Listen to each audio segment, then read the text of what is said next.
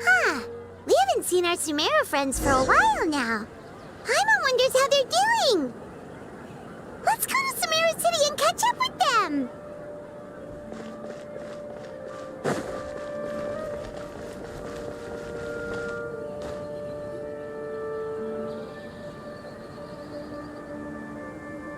Whoa, the academia sure is busy during the day.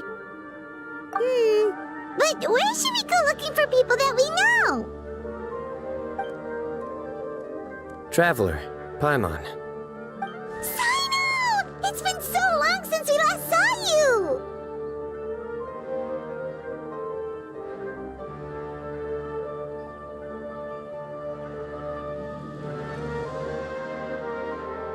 Welcome back to Sumeru City. I'm delighted to meet you again. So, what brings you back here? Oh, nothing in particular. Paimon just saw a really big mushroom out on the road the other day and suddenly missed all our friends in Sumeru. Funnily enough, we were reminiscing about you recently too. It was at a group dinner. I look forward to hearing about your travels. Something tells me we must have a lot to catch up on. Really? You were thinking of us too? What a coincidence! Indeed. Or as I call it, the biryani factor.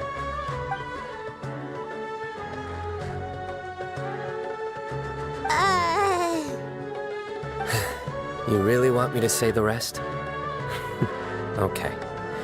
It's always rice to meet stew again. Oh, darn, he said it. You like that one, huh? You must if you remember it after all this time. Admit the truth. You have long been in awe of my razor-sharp wit. All right. Here's your 500 Mora.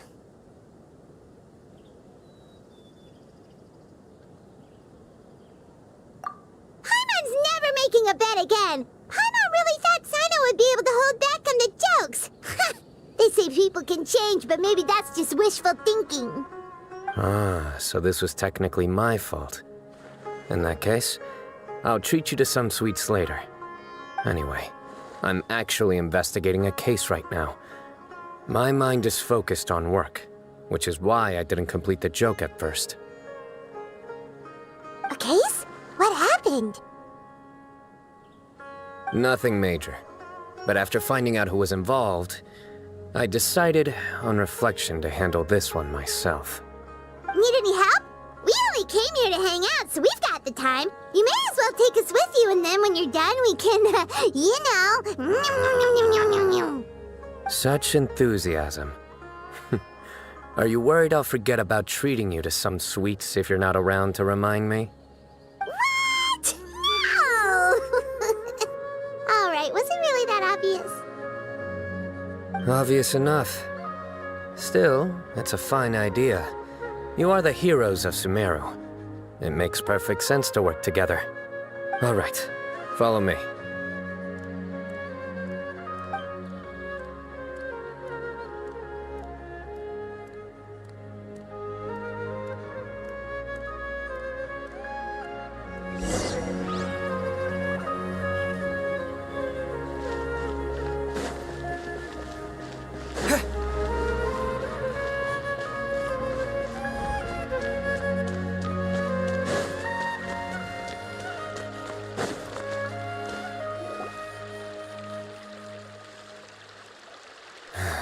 Do you see him? The old man flailing around? Oh, is he the one you wanted to talk to about the case? Correct. His name is Cyrus, a former Spontamod sage. He taught both me and Lisa. Huh? Cyno's teacher is in trouble? It's ridiculous. I'm just an old man who enjoys a spot of gardening, shopping, and wine. What sort of person targets an old retiree? Professor, I've brought some friends.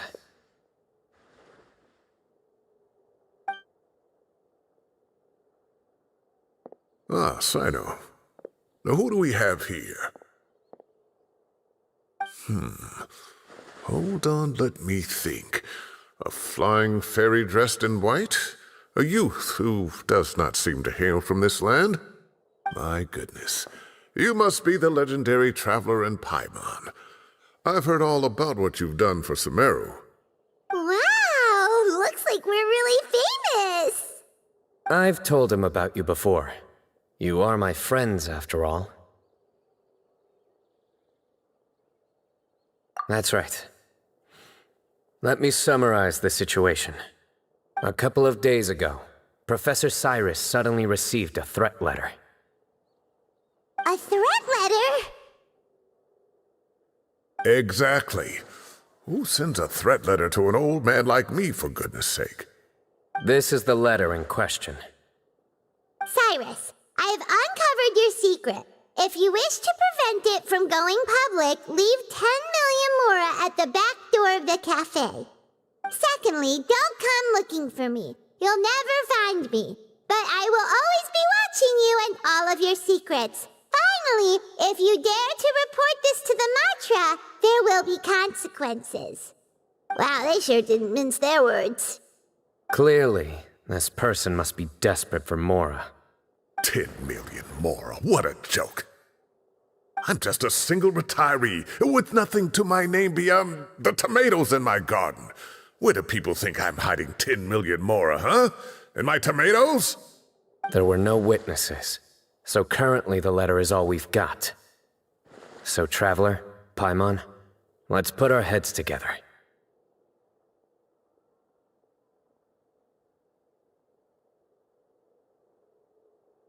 Paimon's ready too. All right, take a look. Do you see anything suspicious?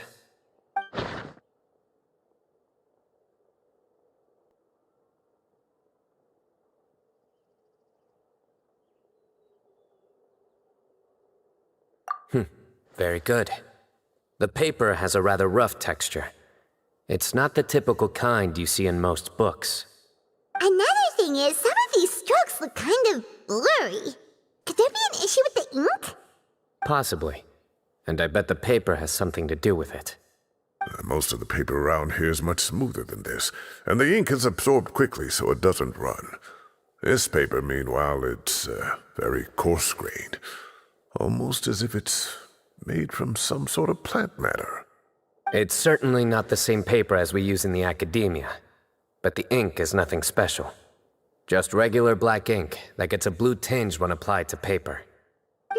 So do we think the culprit has a connection with the academia or not? Wait, check this out. Looks like this part got wet at some point. Agreed. The staining suggests it was a colored liquid, not plain water. It also looks like it was wiped off with a damp cloth. A colored liquid, so... tea? Wine? Looks like we're thinking along similar lines. Let's go talk to Arof. There are some things I'll need him to take care of.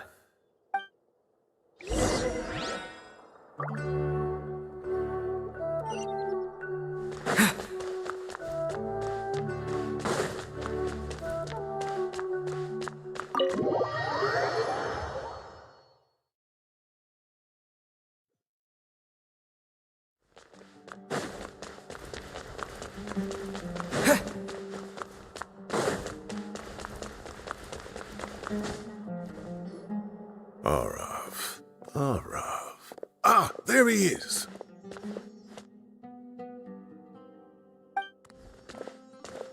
Mahamatra Cyno. Sir Cyrus. Ah, and the Traveler and Paimon. It's been a while.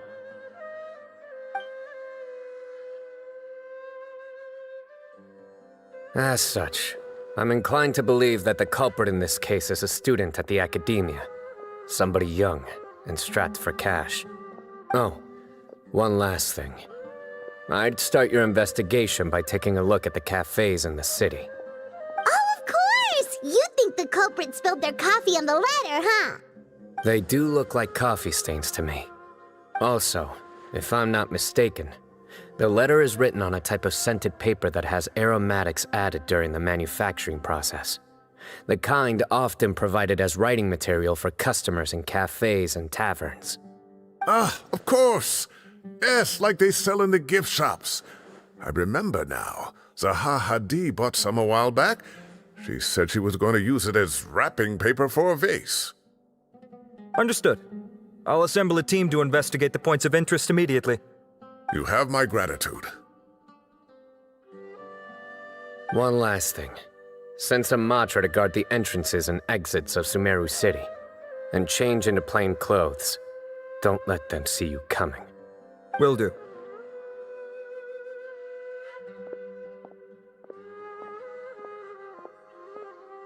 Great thinking, Cyno. So, where do we think the culprit's at right now?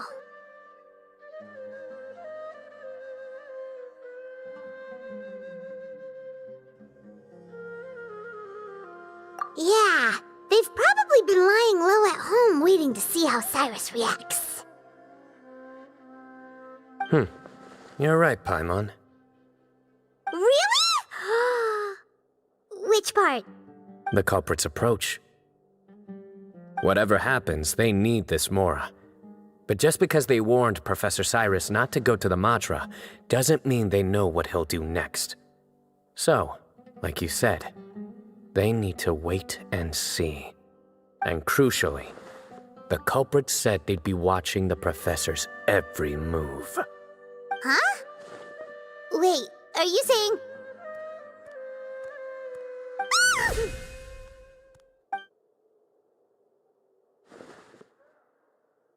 Found you! What are you doing? You wrote the threat letter! I don't know what you're talking about. What threat letter? I sensed someone was watching us from the shadows the moment we entered the House of Dana. You managed to stay relatively well hidden for someone reckless enough to threaten Professor Cyrus. There are a lot of people here, but we were looking specifically for Arav. Whoever followed us the whole way was likely to be the culprit. I was just listening in, that's all. You know something big's going down when Mahamatra Cyno shows up, right? So I got a little curious. What's the big deal? You smiled when Arav left. I saw it as clear as day. Is smiling a crime now? There are coffee stains on the letter. You mixed some coffee with water, gently smeared it onto the paper, then wiped it off with a wet cloth, all to create the impression that the letter was written at a cafe. Closing off the exits to the city doesn't affect you, because you already live here. And as long as the Matra were focused on the cafes, you would be free from scrutiny. The cafe was a red herring all along. You had to be somewhere where you could monitor the Professor's movements. You can't pin this on me! I haven't done anything! Really? Then why are you shaking like a leaf? The innocent have no reason to fear the Matra. But you, your heart's racing, and your eyelids are twitching. You're a terrible liar. I would never... Don't try anything or you'll pay the price. Now come with me.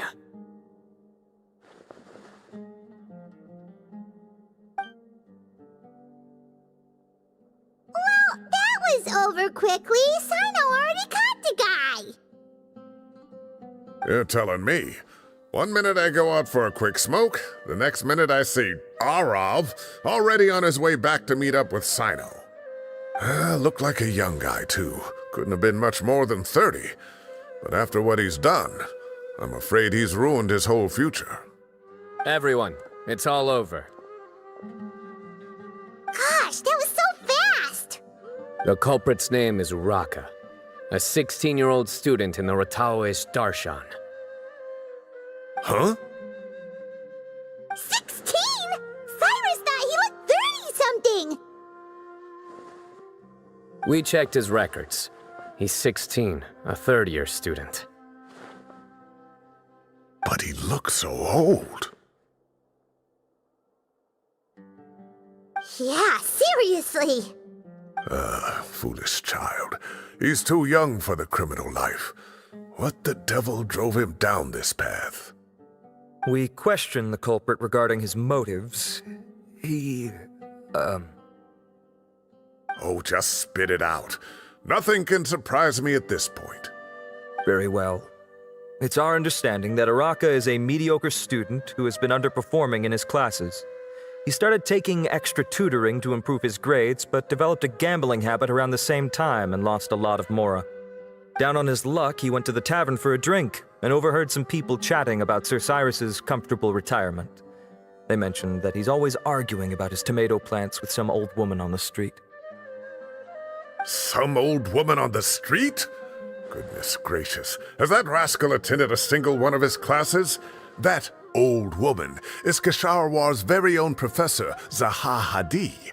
How can he not know who Zaha Hadi is? Is this going somewhere? Oh, right, yes. So another thing. We don't just argue about tomato plants. And what are they trying to insinuate by comfortable retirement? A man grows a few vegetables and suddenly he's living a life of luxury? Maybe it's more the fact that you have the time to grow vegetables in the first place.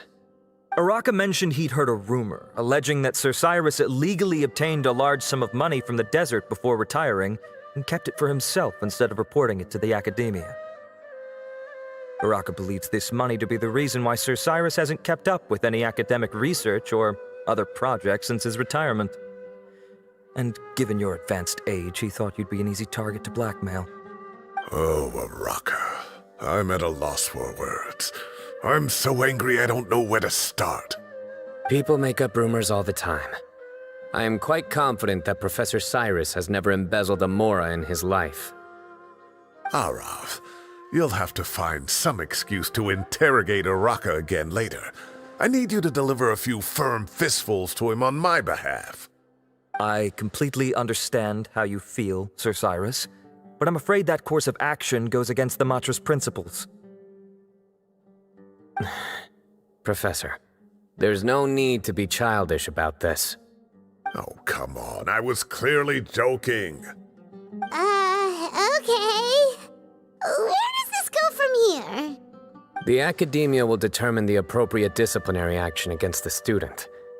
And as for the individuals spreading rumors about the professor's obsession with tomatoes and some old woman on the street, there could be a slander case here. The Matra will continue to investigate. Who said I'm obsessed with some old woman on the street? Mind your wording or you'll start a whole new rumor.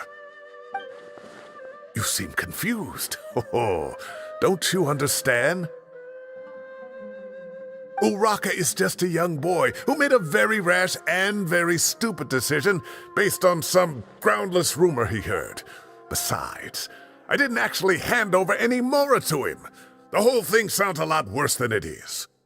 All it costs me is a little reputational damage. That's all. Please rest assured, Professor, that the academia will issue a fair and reasonable punishment. Yes, I have no doubt about that. But as a former educator, I'd still like to have a serious conversation with the boy's parents. Their family lives in the city, yes? Correct. We looked into the family. Both parents are merchants and they're often away on business. They've never taken much of an active role in their children's lives. Oh, what a mess. You don't have to seal the evidence away yet, do you? I'd like to have that letter back for the time being, if possible. I need something concrete for when I talk to the family tonight. We have to show them how serious this situation is. The relevant authorities have already reviewed the evidence and are now discussing Araka's punishment. You can hold on to the letter for now. Just make sure to return it within a couple of days. Oh, so you'll be able to close the case in 2 days? Give or take. Cases like this are quick to resolve. Very good. Well, thank you for all your help. Perhaps we can all go for a meal together. Oh, my treat, of course. My apologies, Sir Cyrus, but I have a prior commitment. Enjoy the meal, everyone. Ah, I see. Well, that's a pity. But Cyno, you have to come. You found the culprit at record speed, and I owe you for that. Ah, and isn't Tighnari in town at the moment? Bring him along, too. Wait, you mean Tighnari's in the city? He is. Tighnari's master, Sir Nephis, called him and Kale to the Academia to help out on a project. They should be at Nephis's office at this hour. Though I must say, I'm surprised you're extending an invitation to Tighnari. Did you do something to offend Sir Nephis? Don't be outrageous. Nephis offends me all the time. It's never the other way around. Anyway, hurry up and fetch Tighnari. I'll head over to the tavern with the Traveler and Paimon. See you there. Go on now. Don't keep us waiting.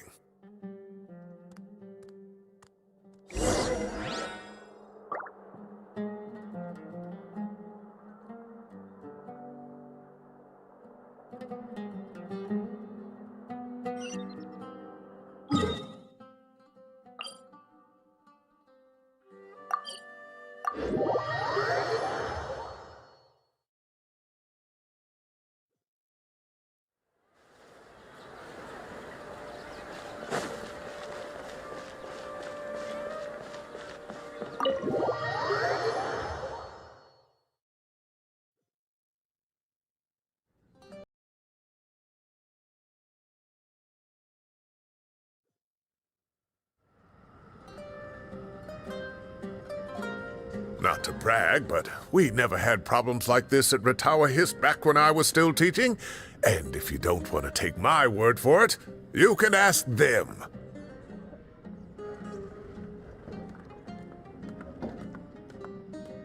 They were students at the time. They'll tell you what it was like, won't they? I was out in the forest at least 4 days a week back then, thanks to a colossal workload from Master. It wrought havoc on my poor tail, so I didn't exactly keep up to date with what was going on at the Academia. Most of what I know, I heard from Cyno after the fact. Professor's become a lot more laid back in his retirement. He used to be far stricter, and was especially known for being extremely principled. Wow. It's hard enough to stay true to your principles as a normal person. I can't imagine doing that as a sage. It's a pity Kale wasn't around at the time. I would have happily taken her on as a student. And then we'd have one more person who has to address Lisa as upper-class woman. Really? Can't you just call her Lisa? She seems to prefer it when people treat her like an older sister. Oh, believe me, back when she was a student, nothing made her happier than the younger students acknowledging her seniority. Whoa, more food? Are you sure about this? We don't want to take advantage. Oh, don't worry about it. Order whatever you like. And if it's not enough, order some more. After all your help today, treating you to dinner is the least I can do. I thought I heard some familiar voices. Ah, and Sir Cyrus is here as well. Oh, Kaveh, it's been a while. Zahahadi was talking about you last month. How have you been? I've been all right, thank you. You're looking very well, sir. I'm glad to see it. Have you eaten yet? Care to join us? That's awfully kind of you, but I had a late lunch, so I'm not really hungry just yet. I'll have dinner a little bit later tonight. I just came to Lombard's to buy some wine, and when I heard some voices I recognized, I thought I'd come and say hello. So what's the occasion, anyway? Some sort of celebration? Consolation, more like. You wouldn't believe the day I've had.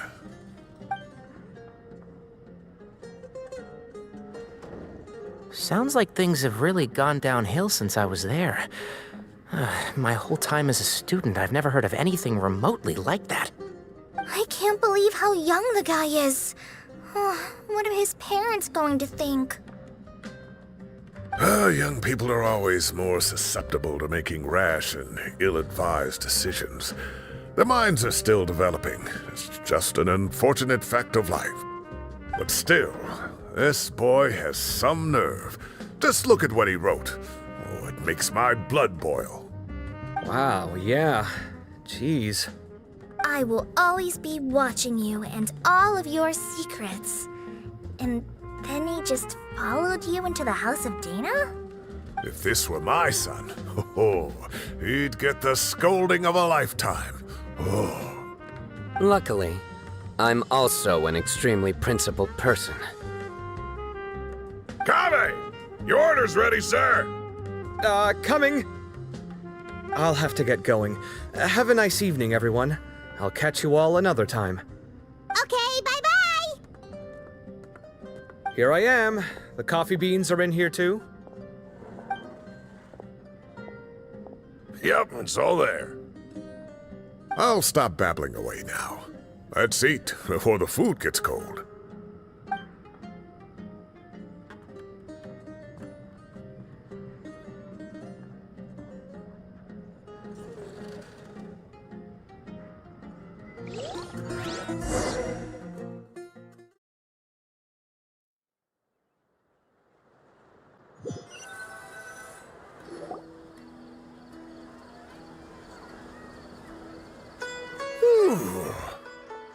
Oh, too tasty.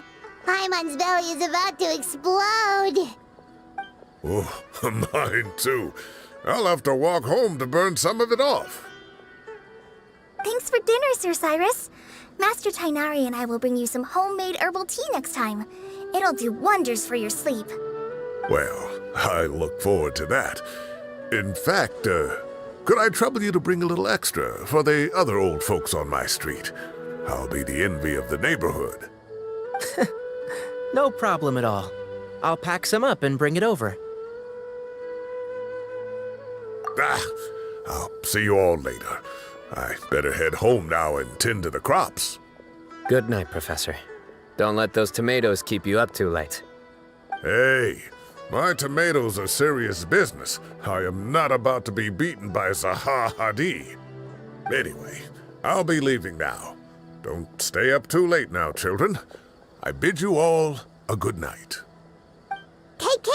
Have a safe trip home. All right.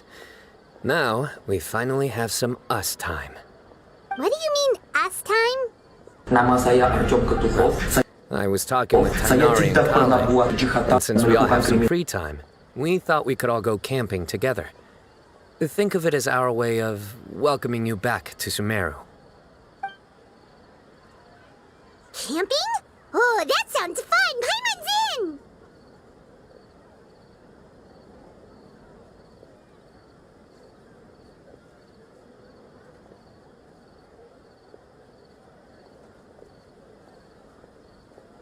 Right? It's been so long since we did something fun together. I can't wait. Everyone, let's meet tomorrow afternoon at the riverbank to the southeast of Gandharvaville. No need to bring anything. We've already packed everything for the trip. Just bring your delightful selves and prepare to have some fun. You got it. We'll be there. Great. Then we'll see you tomorrow.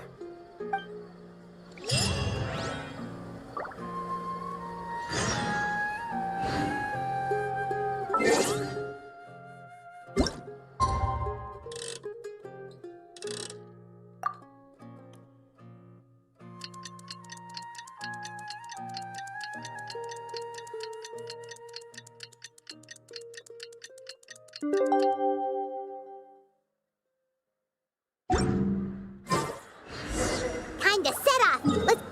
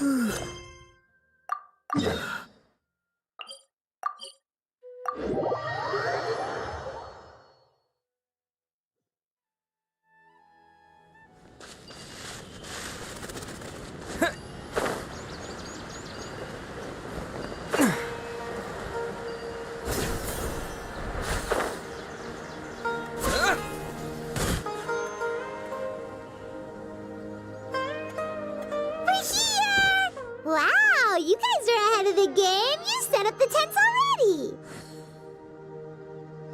I'd say we're right about on schedule, actually. We were aiming to have them set up before you arrived. Traveler, Paimon, let's go fishing together. Whatever we catch, we can grill for dinner tonight. You got it! Dinner's on us tonight!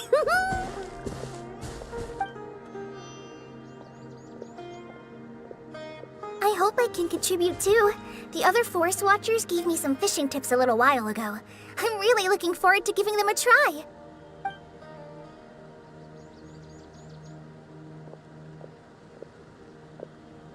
I saw some very appetizing mushrooms in the area, so I gathered a few for us.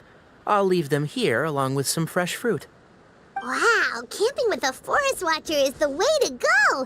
They think of everything! And even if they don't, they can improvise! This is true. I don't think I've ever had a single rough day in this forest. So, how has everything been going for you? Well, there's been some high points and low points, but we've had some unforgettable experiences along the way. I see. Oh, in that case, you should try a valberry. I bought some from the market this morning. A valuable suggestion. Just don't bury your feelings using food. All I wanted was to recommend something bittersweet. Oh, I have a sudden craving for fruit tea. I'm gonna go fetch some stuff. Bye!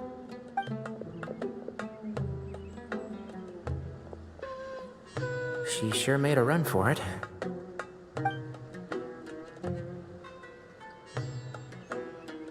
Unbelievable. She made a run for it. So Kale chose the path of tactical retreat. Could it be she foresaw what shall soon come to pass?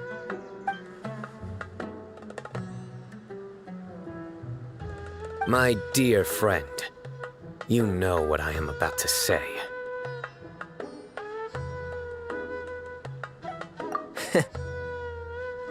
Excellent! A kindred spirit. A great warrior can sense when a duel is nigh. But it looks like we'll get told off if we start playing now. Let's enjoy the nature for a while longer.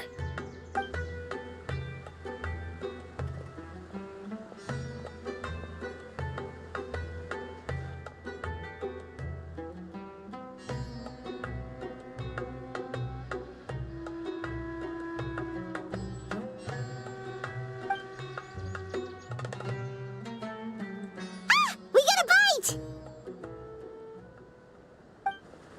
I'll reel it in.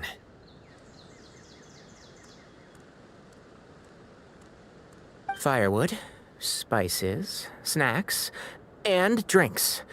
Everything's ready. Once Kale gets back, we can light up the fire and start grilling.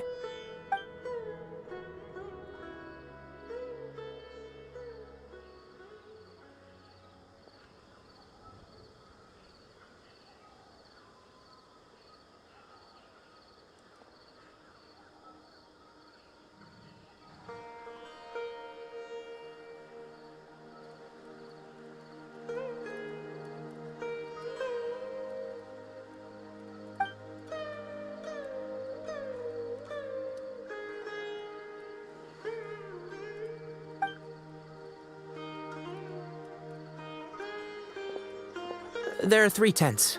Which one do you two want to take? How about the one on the left? Well, Paimon just thinks the ambiance here is a little better. True. But it's also the closest to the water. If there are any sleepwalking fungi around tonight, they might stumble into your tent. Well, that's no good. Take my weapon. You can use it to bar the entrance. Anyone would think you were sealing the gates to King Deshret's mausoleum. Excellent. Then this tent will be an impenetrable fortress. I'm back! How's your appetites? Ready for the barbecue? Always.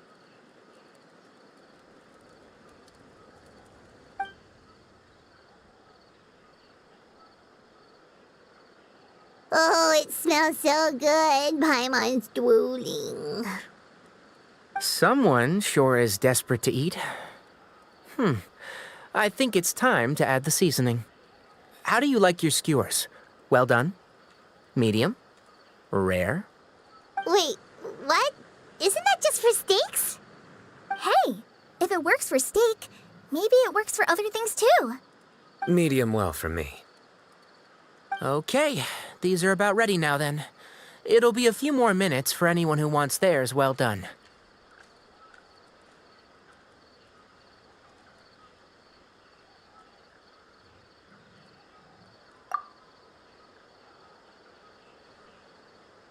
Oh, that was so delicious. If Paimon's stomach had space, she'd eat 3 more skewers. I ate a lot too. Here comes the food coma. If you're tired, then go rest. You must be getting sleepy too, Paimon. Why don't you guys head to your tents? Cyno and I will clean up. Tonight, I show you mercy. Our sacred duel will take place another day. Good night.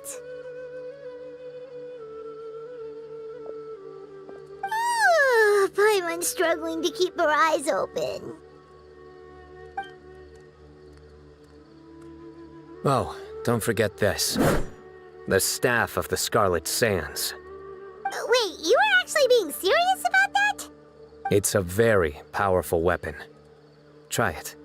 Paimon can't even lift that thing. Fair enough. You sure you don't want it? Yeah, Paimon's sure. We'll be fine. And even if we do get an uninvited guest in the night, Paimon will be here to take care of the traveler.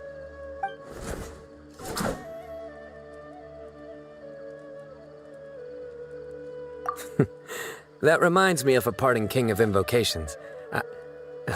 I'll tell you about it tomorrow. But right now, it's time to rest. Sleep well and sweet dreams.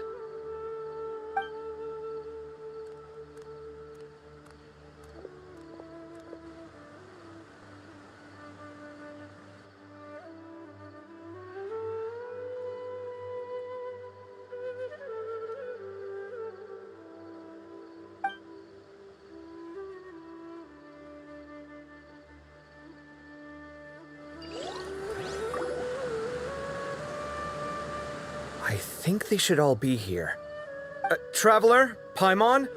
Are you in there? Could you come outside for a sec? Look at this.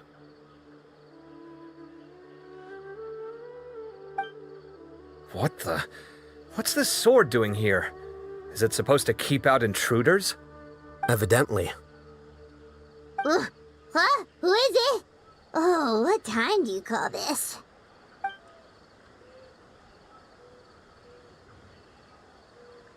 Paimon's gonna take out the sword. Yeah!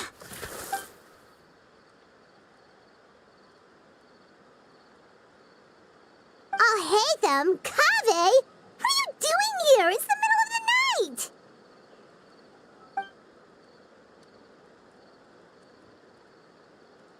Sorry to wake you up at this hour of the night, but we've got a situation on our hands. Let's get dressed and talk about it outside.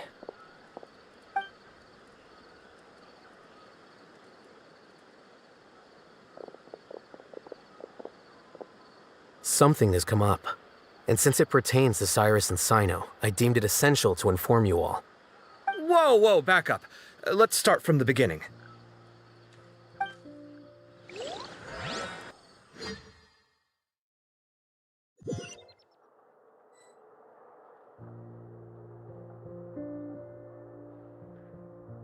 Huh? Where'd the wine cups go? I could have sworn I left them here after I washed them. Ah, there they are. I'll have a cup too.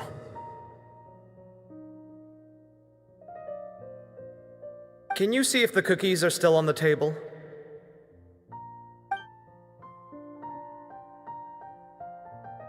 They are. And so are the fruits. Oh, this is so bland. I should have gotten a few bottles of what Cyno's group was drinking last night. Do tell. What were they drinking? Oh, right, I forgot to mention. So, I ran into Cyrus yesterday evening when I went to the tavern to pick up some things. He was hosting a dinner for Cyno, Tighnari, Kale, and the Traveler and Paimon. Anyway, they got a bottle of Lombard's new vintage for the table. At least, I think that's what it was. It looked pretty good. Sounds like they're all tangled up in this. You know what it's about, right? 16-year-old kid tried to extort Cyrus. He was asking for 10 million mora. I heard some people talking about it on the streets, yes. Didn't take them long to catch the culprit. The sages are probably dealing with the case by now. I wonder what Sir Nephis and the others will make of it. Oh, Cyrus showed me the extortion letter, too. It was crudely written, but the paper had this beautiful pattern on it that I've never seen before. Really caught my eye. Give me a sec, I'll sketch it out for you.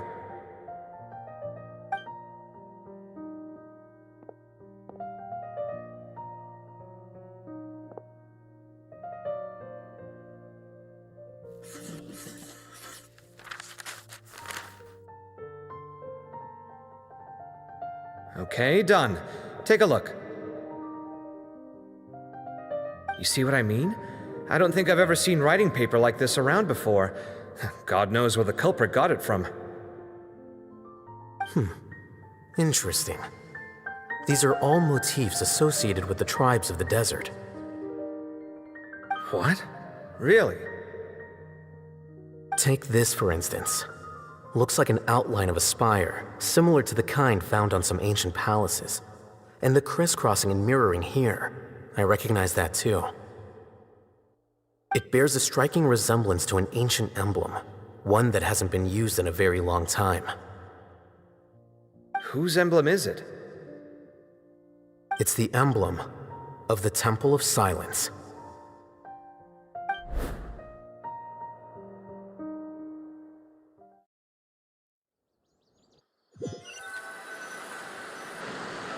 After discussing it with each other, we both agreed that something didn't feel right, so we went looking for you. This was a long way to come from the city. Alhaitham figured you were probably with Tighnari, so Gandharvaville was our first stop, but the Forest Watchers told us that you'd gone camping. Then, just as we were heading off to the campsite, we ran into Cyno.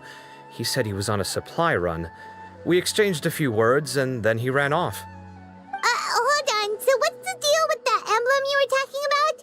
The Temple of Silence, you said? What is that? Should we be worried? Is everything okay? Give me a second. Let me get Kale.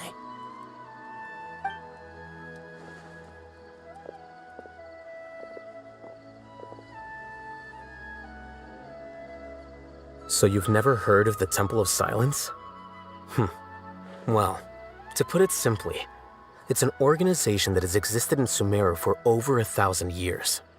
These days, you can find a Temple of Silence office in the academia. Theoretically, it's responsible for the custody and disposal of information and documents not fit for public dissemination. At least, that's what they tell the outside world. In truth, it's essentially a vestigial institution nowadays. There's an office with their name on it, but it's functionally obsolete. Historically speaking, the original Temple of Silence is said to have been established by Hermanubis, one of the 7 pillars of King Deshret and the greatest of all sages. Most of the organization's members hailed from the desert. By contrast, none of the Academia Temple's current members are from the desert region, nor do they use any symbols connected with the desert folk. So the Temple of Silence at the Academia is just a fake? Wow. It's possible. The real question is, why? My guess is they're covering something up. So, how do you know all this? Sounds like some pretty top secret stuff. Did you forget? He did a stint as acting Grand Sage, and kept the pay raise even after he resigned. Oh, yeah! Paimon did totally forget about that. So you took the chance to read all the top secret documents while you were acting Grand Sage, huh? If you're asking me whether I familiarized myself with the documentation in my office, I would respond that that's a perfectly normal part of any job. So much about this doesn't make sense. Why did the emblem of the Temple of Silence appear on a threat letter from an academia student to Cyrus? The student's only 16 and doesn't have any family ties to the desert. So where could he have seen that emblem or gotten the paper? You said you ran into Cyno, yes? Did you tell him what you've just told us? Yep. He ran off as soon as he heard what we said. Given that Cyrus is involved, he's probably halfway through solving the case by now. Still, we should try to catch up with him. At this hour of the night, Cyno will probably go looking for Cyrus at his current residence. If the Academia's Temple of Silence really does exist just to cover up the truth, the sudden appearance of this emblem can't be good. It's sure to stir up trouble. We should pay a visit to the Academia. Yes. As the Sage of Amorta, my master ought to know the truth about their office. You can ask him to tell you what he knows. The more information we have, the better prepared we'll be for whatever happens there. If this situation is connected to the real Temple of Silence, the emblem has to be part of a bigger conspiracy. Kale, could I trouble you to send a message to the Core of 30? Tell them to keep an eye out for Cyno and Cyrus. Traveler, Paimon, you two come with me. We'll go after Cyno. Sounds like a plan. Let's go. Cyrus has been living in the city lately. He rented a place near the field so he can keep an eye on his tomato plants. Then let's go look for him there.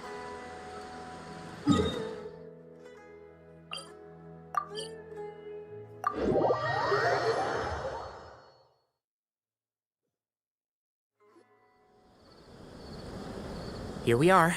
This is the place. We might be too late. Looks like nobody's home. Oh, Cyno moves fast. If he was here, he's probably long gone by now. I know that voice. Is that Tainari I hear? Ah! Professor Zahahadi! Wow, so it really is you.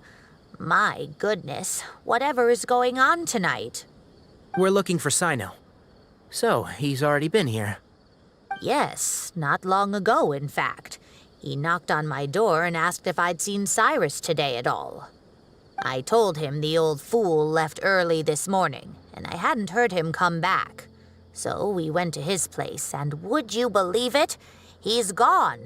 Goodness knows where to. It must have alarmed Cyno, because he took off in an awful hurry after that.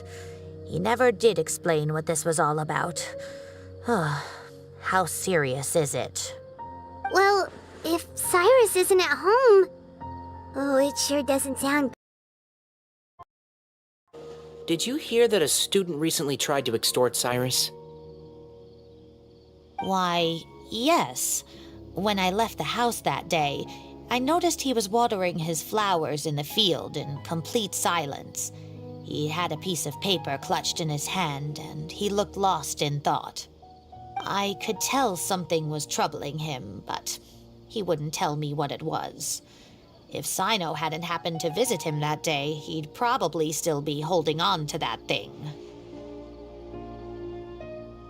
After seeing the letter, Cyno told him to contact the Core of 30, but Cyrus was very reluctant. He claimed it would only damage his reputation. Eventually, he relented, after much persuasion from Cyno. Huh? Cyrus didn't want to report it? Well, that's strange. When we saw him, he seemed pretty okay with the idea of the kid getting his just desserts. As a former sage, it's possible Cyrus still has enemies at the Academia. That's why Cyno was so insistent that he report the matter to the authorities. I was there while they were going back and forth over it. So Cyrus initially hoped to stop this from going public. But why?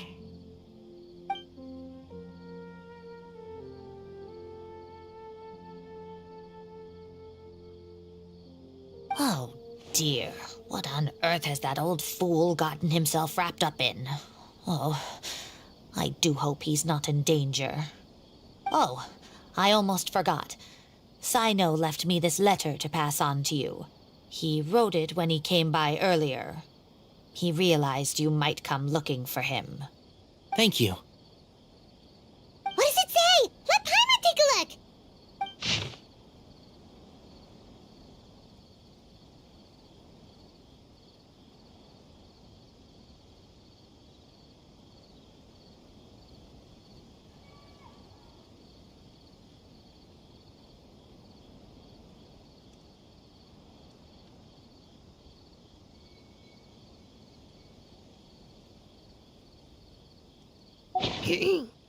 My friends, this is a rather complicated state of affair. Unfortunately, I cannot disclose more than that. I ask you to understand and accept that I had to act alone at this stage. Don't come after me. Yep, that sounds like Cyno. Thank you, Professor. Please do not worry. We will do all we can to protect both Cyno and Cyrus. Traveler, Paimon, let's head to the Academia and regroup.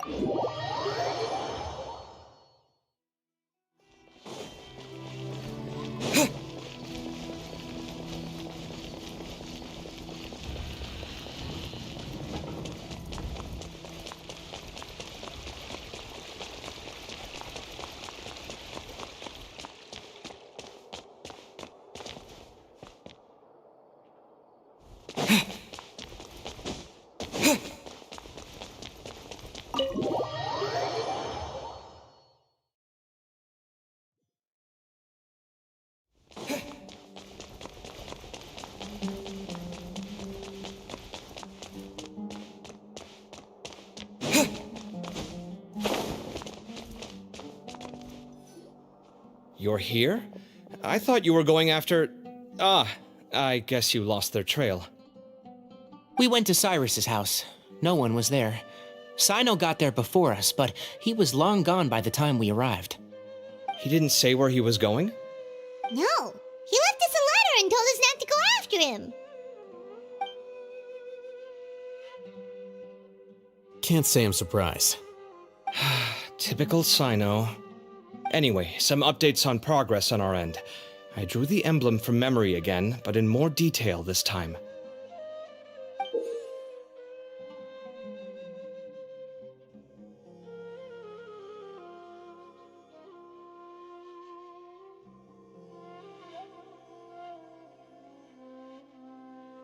I checked some ancient texts for a similar design. The one I found was a little blurry, but the similarities in the general form and certain details were clear enough to confirm a match. Yeah, and we're lucky we found anything at all. It turns out the emblem was all but lost to history. We scoured the entire Academia collection, and that book was the only one with a record of the motif. Meanwhile, Arav managed to get Uraka to disclose his source. The one who told him about Cyrus's embezzled funds was a young man from the desert. According to Uraka, he had a striking presence and was well educated. Apparently, the two met in the tavern over a game of cards. The guy claimed to be in the city for business as part of a merchant caravan. Uraka was intrigued when he heard what his new acquaintance had to say and brought up the idea of extorting Cyrus for Mora. The guy encouraged him to go ahead with it, then handed him some pen and paper to write the letter. I see. So it could be that this person planted the paper intentionally. So, how do we find this guy? Did Uraka say where he is? He doesn't know. He claims not to have seen him since that day in the tavern. The man gave him some tips on how to carry out the extortion, but from then on, Uraka was acting alone. Nephis and Arav have gone to meet the Core of 30 and review the city's entry and exit records. Also, Nephis admitted that the Temple of Silence in the Academia is just a facade. The true Temple of Silence once came to the rainforest to establish a collaboration with the academia. But, as time went by, the sages gradually became corrupt and foolish. The Temple of Silence felt that they could no longer trust the academia and ended the partnership. They retreated back to the desert about 400 years ago. Ever since its inception, the Temple of Silence has been the guardians of King Deshret's civilization and belief system. They traveled throughout Sumeru, sequestering and guarding any wisdom that posed a threat to the people's livelihoods. At its roots, it was a legitimate and reputable organization whose purpose was to guide people towards the right path. The academia of the day knew that the split would damage their reputation if it became a matter of public knowledge. And so, they set up a dummy organization of their own to conceal the truth. Not only that, but they managed to keep up the charade for hundreds of years! So how did Cyrus become acquainted with the true Temple of Silence if they left centuries ago? I'll bet that's the question that bothered Cyno. Probably why he went after him in such a rush. Whoever is behind this, getting Uraka to extort Cyrus was only the first step of the plan. Their true goal in doing so was for Cyrus to see the emblem on the letter. He must have recognized it right away. That'll be why he didn't want to involve the authorities. He probably hoped to take care of the whole thing by himself. Unfortunately for him, Cyno had other plans. Since the desert is where the Temple of Silence originated, that is in all likelihood where Cyrus went. I have to go after him. Really?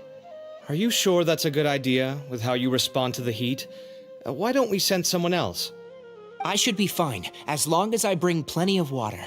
Besides, I just can't shake this ominous feeling that if we don't catch up to them soon... Everyone, I have news from the Core of 30. Master! Oh, so that's Nafis, Tainari's master? Oh, we're finally getting to meet him in person!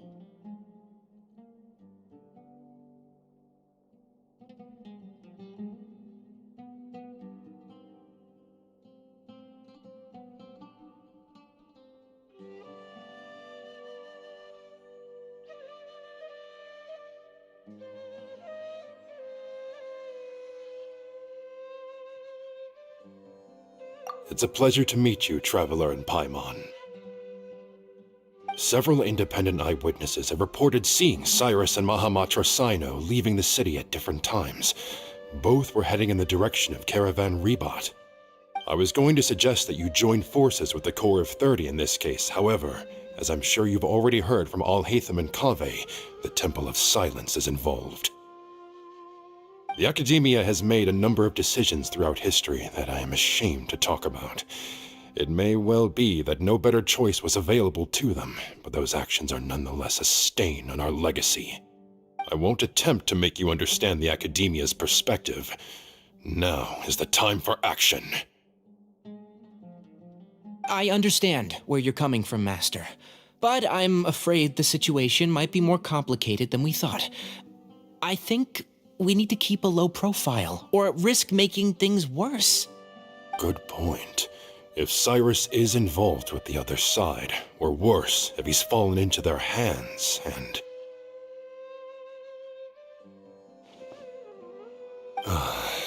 Everyone, we have to get Cyrus and Cyno back safely. We cannot afford to lose them. Need our help? Whatever you need, we got you covered. Really? Wonderful. You have my most sincere gratitude. Arav and I will continue to follow up on the lead from Uraka. Kaveh, Scribe Alhaitham, I'd like to ask you to cover the duties of the House of Dana. Tainari, you are planning to go into the desert, correct? I am. Kaveh, I'll be okay. You stay behind to help Master and Alhaitham. Well, if you're sure... Okay. But be careful. Thank you all. Arav, let's go. You'd better get moving. Don't forget to ask for help when you need it. Will do. Let's go, Tainari. Hopefully we can catch up with Cyno before it's too late. Knowing him, he's probably covered a fair distance already, but we still have a shot. Let's take it.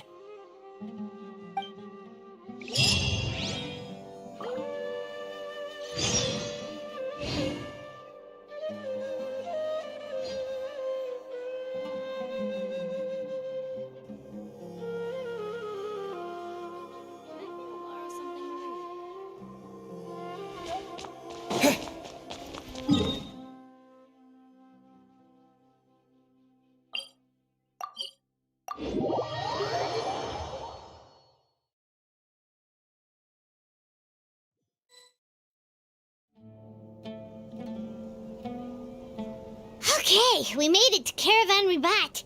Where should we go next? Maybe we should ask the nearby guards if they've seen anything. Hold on. Look over there. Is that Dia? You sure you want to brave the desert alone? I mean, it's your choice at the end of the day, but still. It's not my first time. I'll be fine. Cyno. If you're really going to go through with this, then at least take our advice.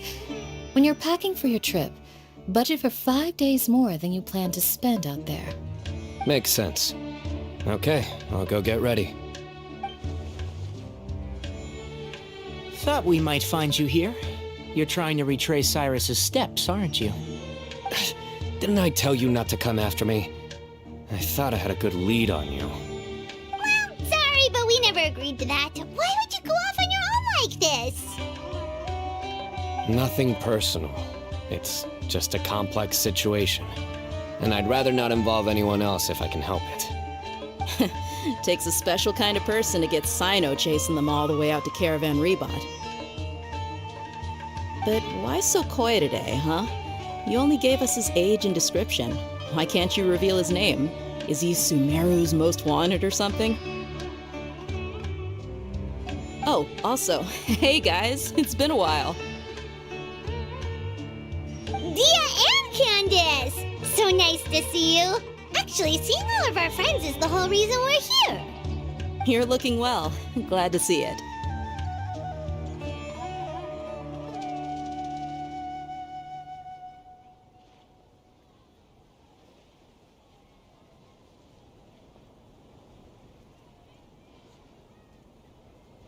Candace and I came to Caravan Ribat on business. We ran into Cyno as he was asking about some elderly gentleman's whereabouts. Some people say they saw him. Guess he stood out as an older guy heading into the desert alone with just a sumpter beast in tow and very few supplies.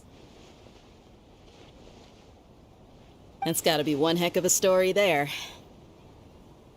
Cyno, it's okay if you can't tell us anything about the case, but let us know how we can support you. We're here to help however you need. The more people we have working on this, the quicker we'll be able to find the person you seek. No, it's not that simple.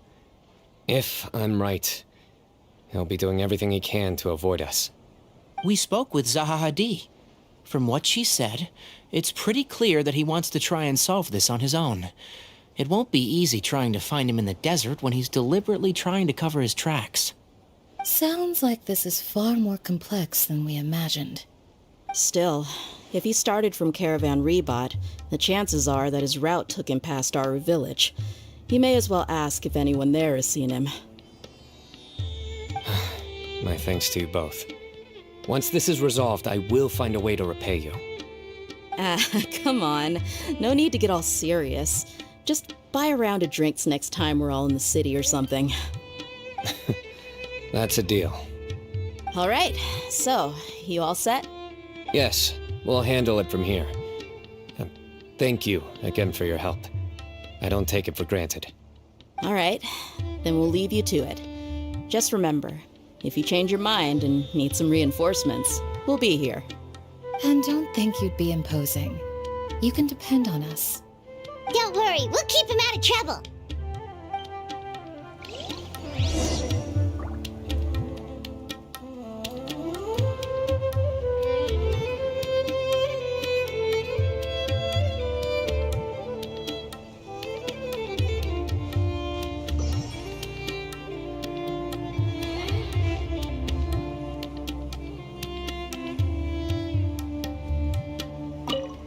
Cyno should count himself lucky that the Traveler and Tainari got here when they did.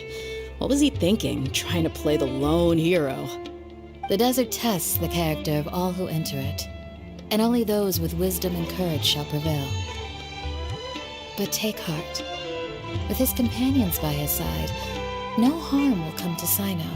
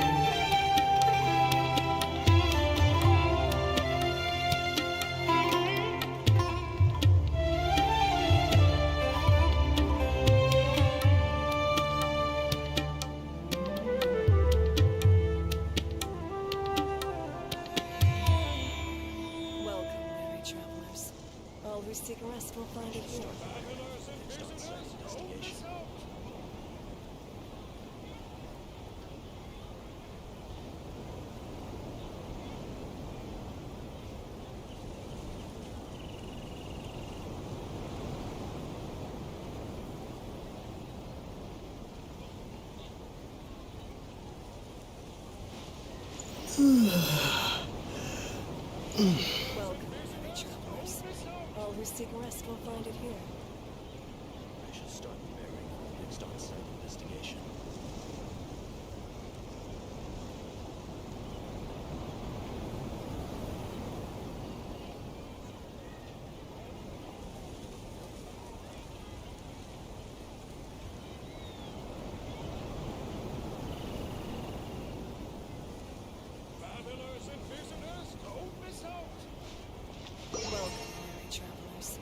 All who seek rest will find it here. Next on-site investigation.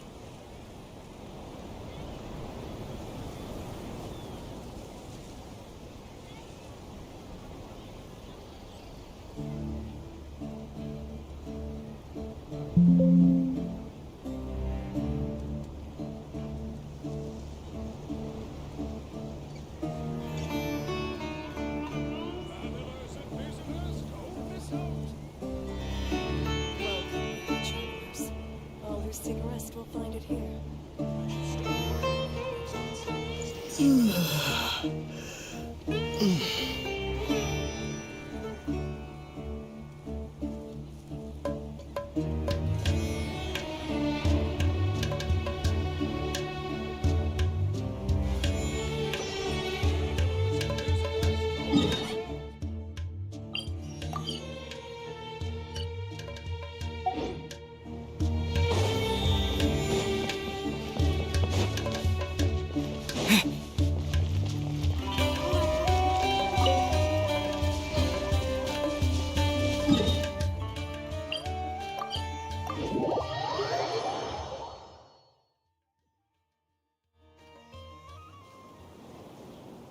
Hold on.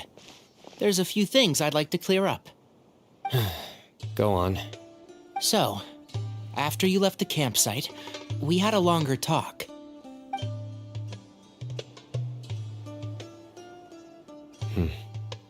Clearly, we've only scratched the surface of the Temple of Silence question.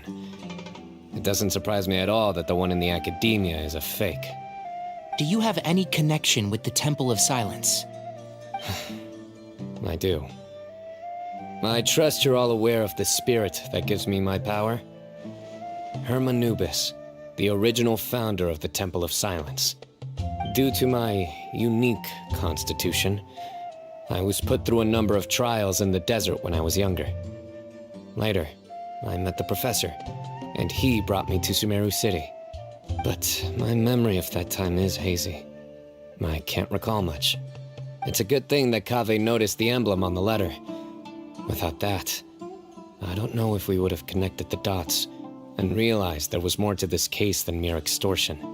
I did not recognize that symbol at all. Whether that's because I've never seen it, or because my memory fails me, it's hard to say.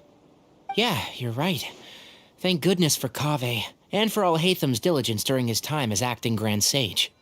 But Cyrus must have recognized it right away, right? Otherwise, he wouldn't have had any qualms about you reporting it. Oh, maybe his connection to the Temple of Silence goes even deeper than yours. I suspect so too. Professor has never once mentioned the Temple of Silence in conversation. And whenever the conversation turns to Hermanubis and the concept of spirit indwelling, he avoids going into any depth.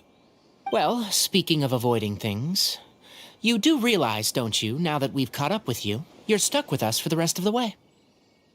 I am aware. And I have accepted it. Or rather, I don't see how I could manage to ditch you en route, so I might as well accept that you're coming with me. That's right. Fact is, we're coming with you whether you like it or not, so the best option now is to try to look out for each other. Ha!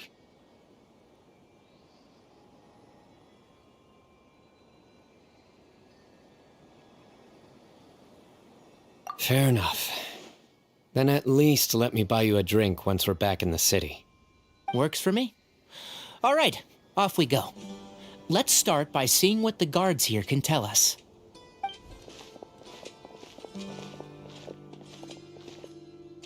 Hello. Mahamatra Cyno? I'm looking for someone, so I'd like to confirm any recent foot traffic in and out of Aru Village. A man matching that description passed by Aru Village not too long ago. He stopped by to load up on food and water and feed his sumpter beast, then he was on his way. Where was he going? Let me think. He took a seat by the entrance of the village for a while, and had a brief chat with the person who came to deliver the water. He said he was headed somewhere near an oasis, but he didn't mention which one. Do you have a map? I can mark out the direction he was heading and the best routes to any nearby oases. I have one. Mark away. Great.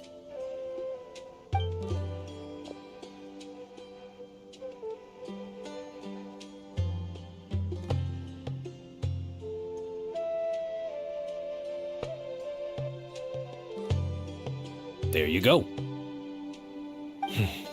Thank you so much. You were a great help. You've got a really good memory. You're quite welcome. Just doing my job. Best of luck. I hope you find him soon.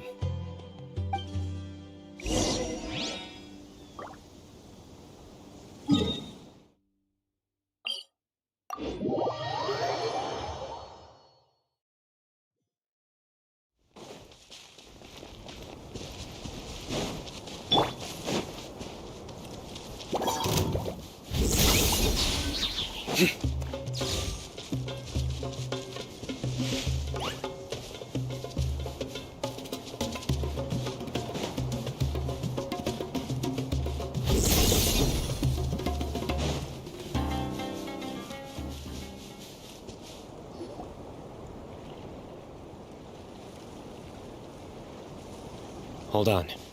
I see some people over there. Do you think it's safe to ask them what they know? Should be. I'll go... No. I'll do it. Huh? Why can't Cyno go talk to them? What difference does it make? Given my background, appearance, and the way I dress, I might not be the most welcome visitor here. Just in case, it's probably better to let a more neutral party handle things.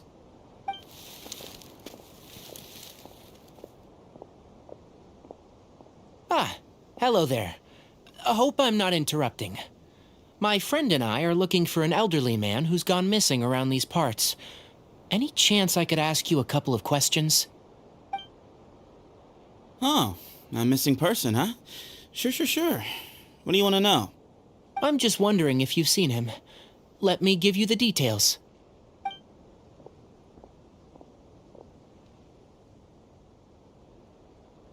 So, a silver-haired guy in a long robe, culture type with thoughtful eyes, and he's traveling alone. He'd stand out like a sore thumb around here. Yeah, sounds like the kind of guy we'd remember if we saw him. He's looking behind me. Uh-oh. That guy's looking our way. Your friend over there stands out a lot, too.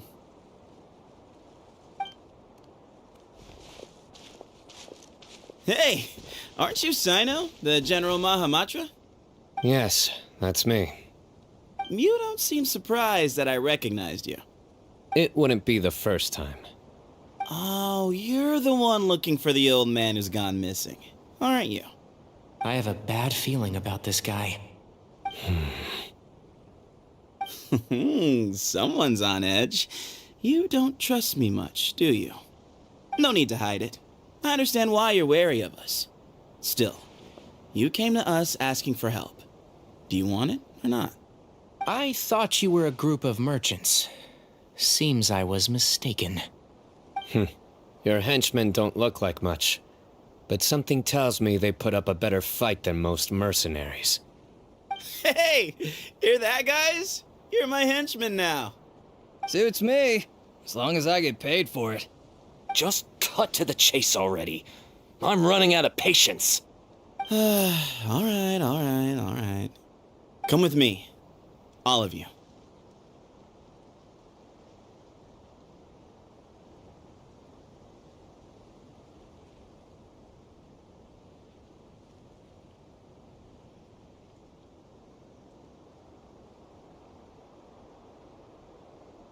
Don't you want to find your friend? A silver-haired, long-robed, culture type with thoughtful eyes? Sounds like there's a whole other side to Cyrus I didn't know about.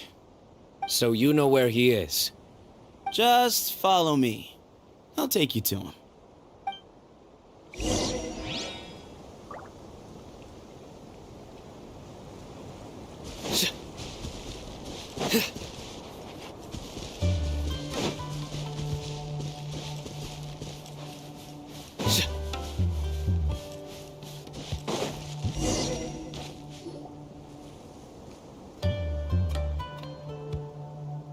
And here.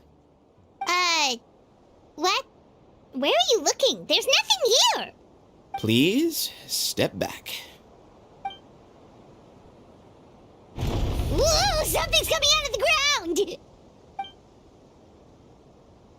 What is this enormous building doing here? And how was it so well hidden? King Deshret's technology?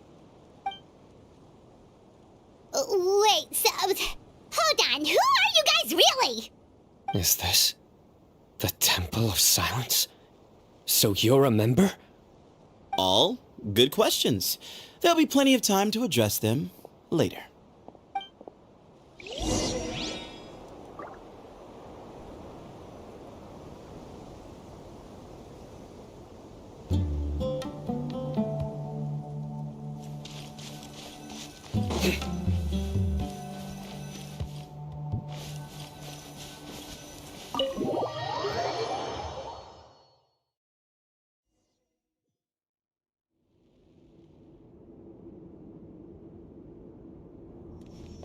This is not what Paimon was expecting to find in the desert, especially not hidden right next to an oasis. Oh, Paimon's scared. They must have kidnapped Cyrus. Do you think this is the guy Raka met in the tavern? What's wrong? Thinking about your professor? I just hope for your sake you haven't done anything you might regret. Me too. Hope I haven't done anything to incur your wrath.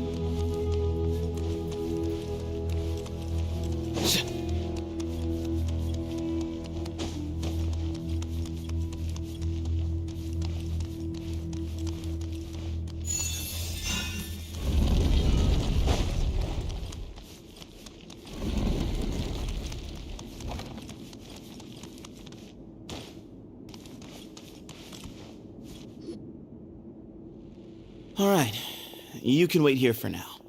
I'll inform our leader that you've arrived at the Temple of Silence. Sit tight until he comes to greet you.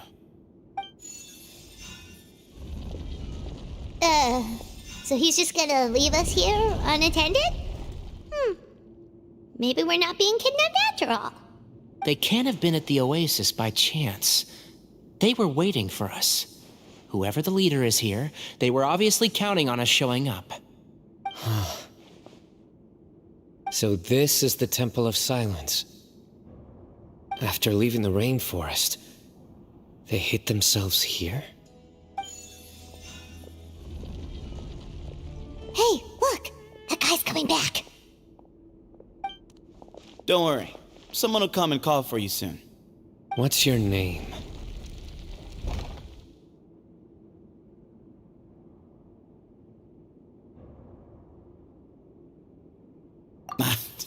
Sorry, guess I was so delighted to see you, I forgot to introduce myself. My name is Sethos. I'll be here if you need me, but I'm not planning on answering all of your questions. Other than that, you can occupy yourselves however you see fit.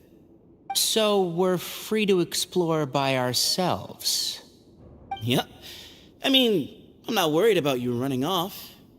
Cyrus is here. And unless I've misunderstood, you're all quite anxious to see him again. He's right. Well, if we've got some time, we might as well take a look around.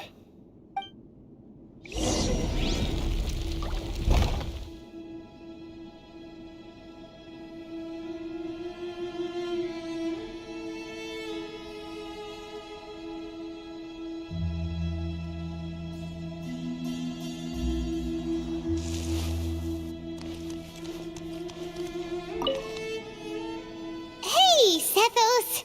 Have you got some time to chat? Sure. Although, I'm assuming by chat, you mean you have questions for me? I don't blame you. Anyone else would.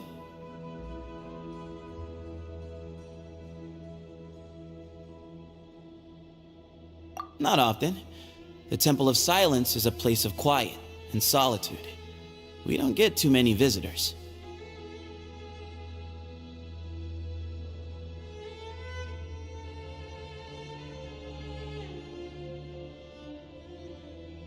Yes, that was me. Although, tricked is a stretch. He was asking everyone in the tavern about ways to make some easy money.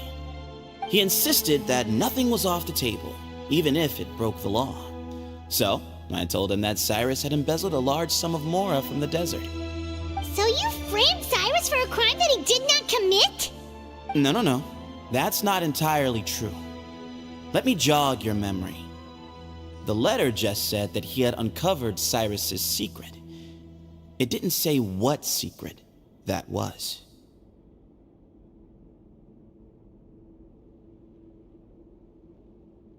Of course. Uraka was a great accomplice, really. Very cooperative with a little bit of wine in him. Did exactly what he was told. And not much of an original thinker, though. It doesn't surprise me that he struggles academically. Why did Cyrus leave for the desert as soon as he received the letter?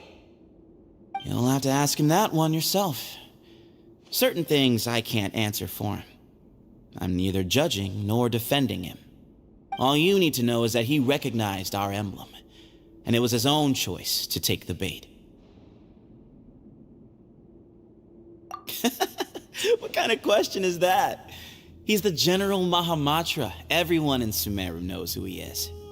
Right, but back at the Oasis, you can't have known who he was for sure, or you wouldn't have asked him. So, what we're really asking is, have you never seen him in person before? I've lived in the desert my whole life. Guess you could say I've never had the pleasure. Ugh, why does Paimon feel like this guy's not being straight with us? Come on, we've only just met. If I give you all the answers up front, you'll have nothing left to look forward to.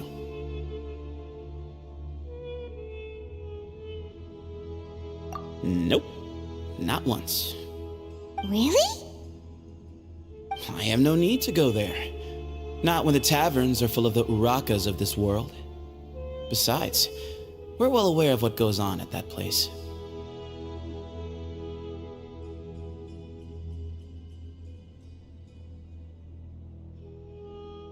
Spies?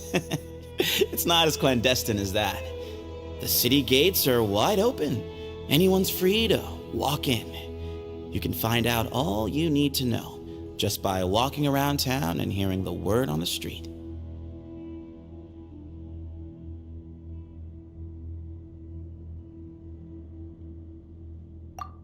Mm-hmm.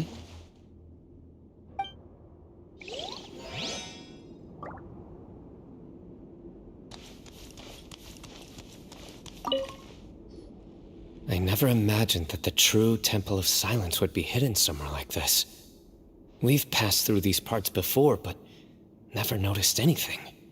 That's King Deshret's technology for you, I guess.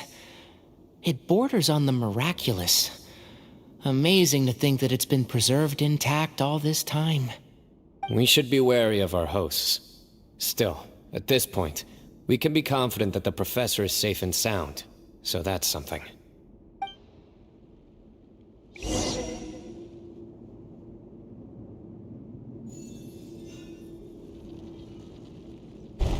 Ah, here he is.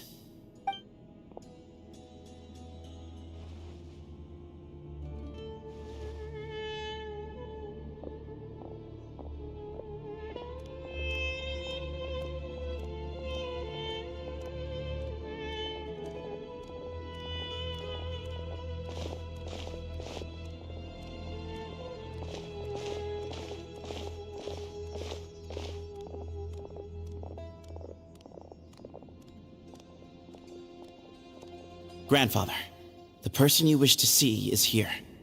Well done, Sethos. Greetings, one and all. I am Ba Moon, the current leader of the Temple of Silence. I know why you are here, and I thank you for your patience. Bring him out.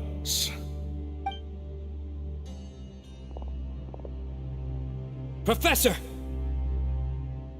Cyrus, are you okay? Ah! Watch what you're doing! Oh, my apologies. We have no intention of causing you distress. But you must understand, Cyrus is of great importance to us. We had to find a way to bring him back to us. Cyrus owes me his life, and to the Temple of Silence, he owes a debt of gratitude. I let him go a long time ago, but now the time has come to demand payment. I wanted to end my feud with this old bag of bones before you caught up with me. But you got here so quickly. Just leave, Cyno. This is a matter between us two old men. You're all too young to get involved. So that's why you didn't want to report the letter. You'd made up your mind to come here from the beginning. You only left in such a hurry to try and throw us off your trail. Some things in life catch up with you, no matter what you do. You shouldn't have come. That alone brought the others.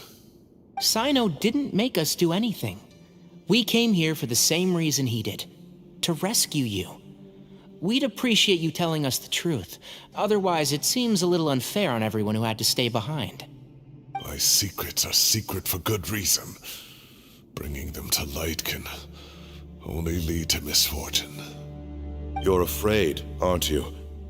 You can't bring yourself to speak of your past deeds to the students you nurtured as if they were your own children. You recognized our emblem because for many years you lived among us. Indeed, you all but became one of us. You knew as soon as you saw the letter that we, not Uraka, were the ones speaking to you. It threatened you only because you know what you did. Your own guilt convicted you. For you, Cyrus, are a traitor. You once shared your learning with us, and joined us in our mission to revive the might of Hermanubis, to bring new hope, new opportunity. But then you betrayed us. You bargained for your independence with your past contributions. And then you left, taking with you Hermanubis' might and the wielder of his power. We both know what I said to you that day. That as the leader, I grant you permission to leave, but that one day, the sands of time will catch up with you. And when that day comes, you must pay the price you owe. You really know how to hold a grudge. Hermanubis' might? And the wielder of his power? Does he mean you? Professor, anything to say? The moon is right. I came here once before. He rescued me from the brink of death once, many years ago in the desert. When he learned that I was a scholar, he invited me to come here and revive the might of Hermanubis together. It was a great, daring plan, and one shrouded in secrecy. The Temple of Silence had been bereft of Hermanubis for too long. The strength of its faith and its warriors were waning. Bamoon proposed that we implant bar fragments, shards of Hermanubis, into the bodies of suitable vessels. If the experiment was successful, the spirit of Hermanubis would then dwell within the vessel. Many believers volunteered themselves for the experiment. But we soon discovered that the bodies of grown adults could not withstand Hermanubis' power. In the end, Bamoon offered his own adoptive grandson. One other child was identified as a suitable vessel, and his parents agreed to release him into our custody in exchange for a small fortune. These two children were our only hope for hosting Hermanubis' power. For many years, the Temple of Silence had been in possession of 2 Ba fragments from Hermanubis. As remnants of his raw power, they were exceedingly rare treasures. The test subjects were sent into a room that had been prepared for the ceremony and instructed to approach the Ba fragments, whose power had been amplified.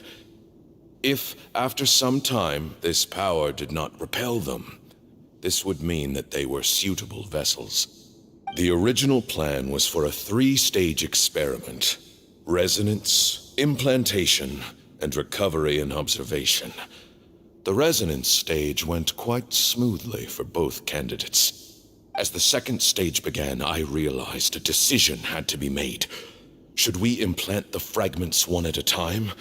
This would allow us to monitor the results after the first round and adjust our plan accordingly. Or alternatively, we could implant each fragment in a different vessel at the same time and compare their effects. But as I was deliberating, both Ba fragments suddenly became active. They glowed with a light we had never seen before.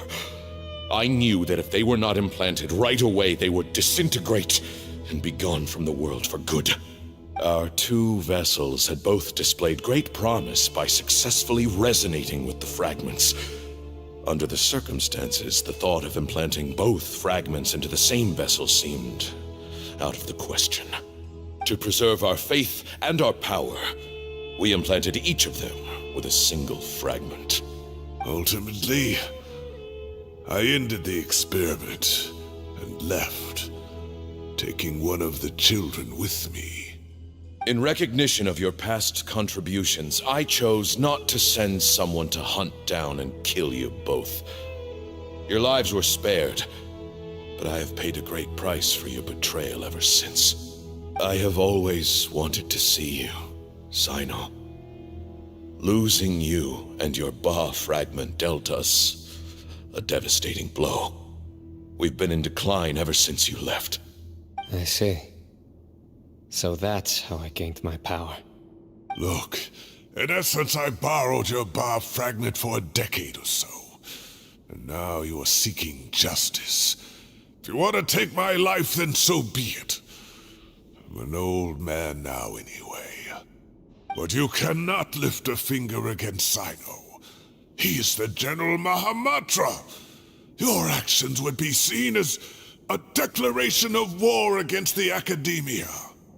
I'm sure you don't remember anymore, dear Cyno, but you've met us all before.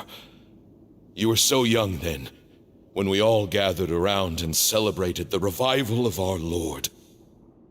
You and he, Sethos, you were our final hope. You'd like me to return my power? As a follower of Hermanubis, I have allowed this power to remain in the rainforest for far too long. Now, it is time to reclaim it. That power is not yours to reclaim. Cyno was chosen by the gods. You cannot take what they have bestowed. You are wrong.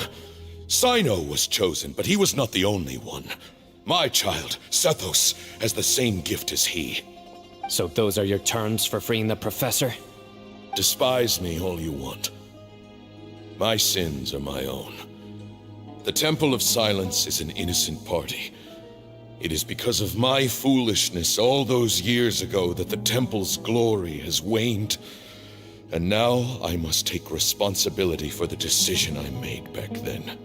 So what you're saying is, the power of one Ba fragment is not enough? You're asking me to return the one in my possession, so it can be implanted in him instead? Divine power causes great suffering to those who wield it. How do you know that Sethos would be able to withstand it? He is no longer a small child. But regardless, this burden is ours to bear, and your objections mean little given that you turned your back on us long ago. Both my heart and mind are telling me that what you are proposing is a terrible idea. However... Don't listen to him, Cyno.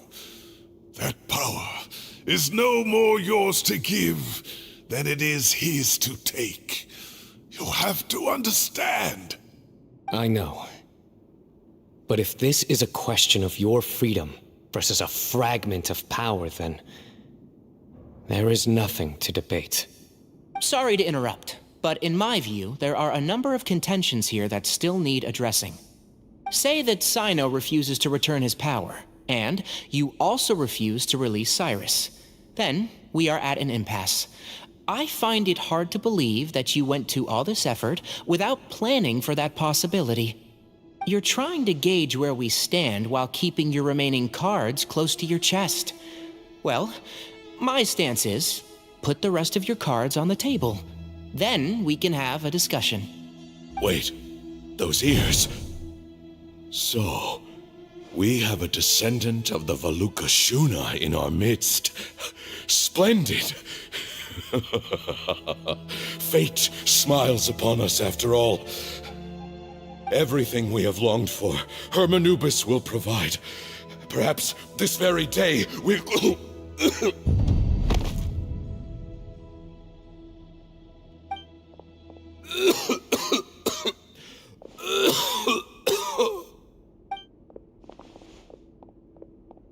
Why is he coughing so much? He looks like he's in really bad shape.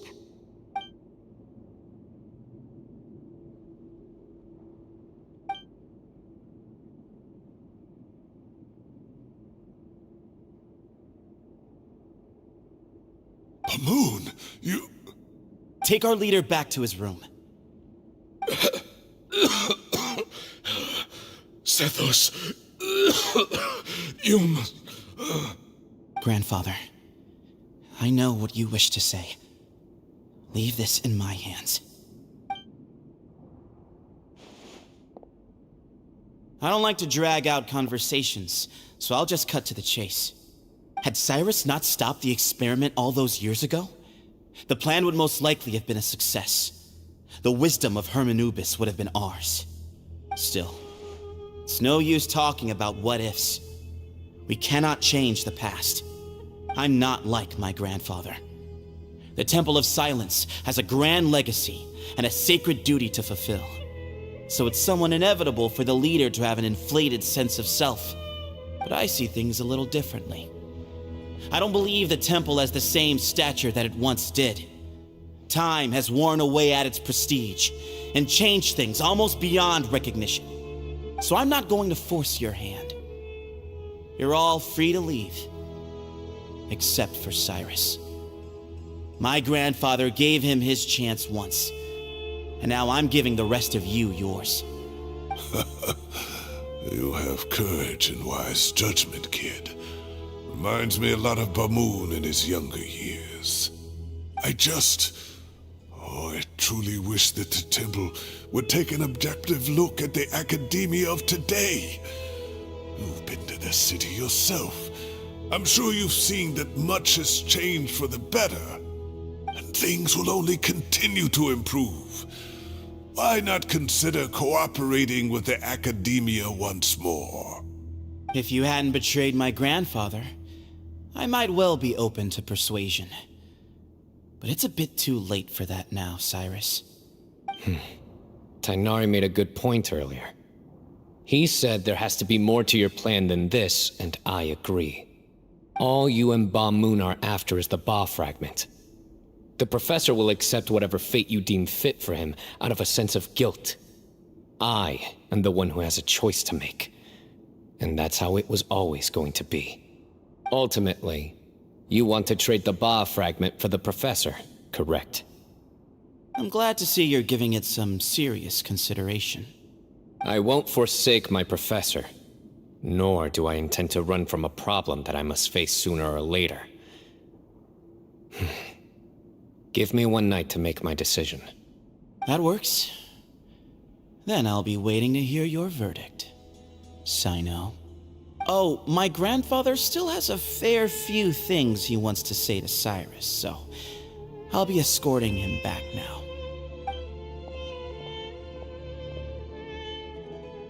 Are you sure about negotiating with him? I need to think this through. Everyone, let's meet again later tonight. Until then, take some time for yourself. All right, well, don't put too much pressure on yourself, Cyno. If you need any help working things out, just come and find us.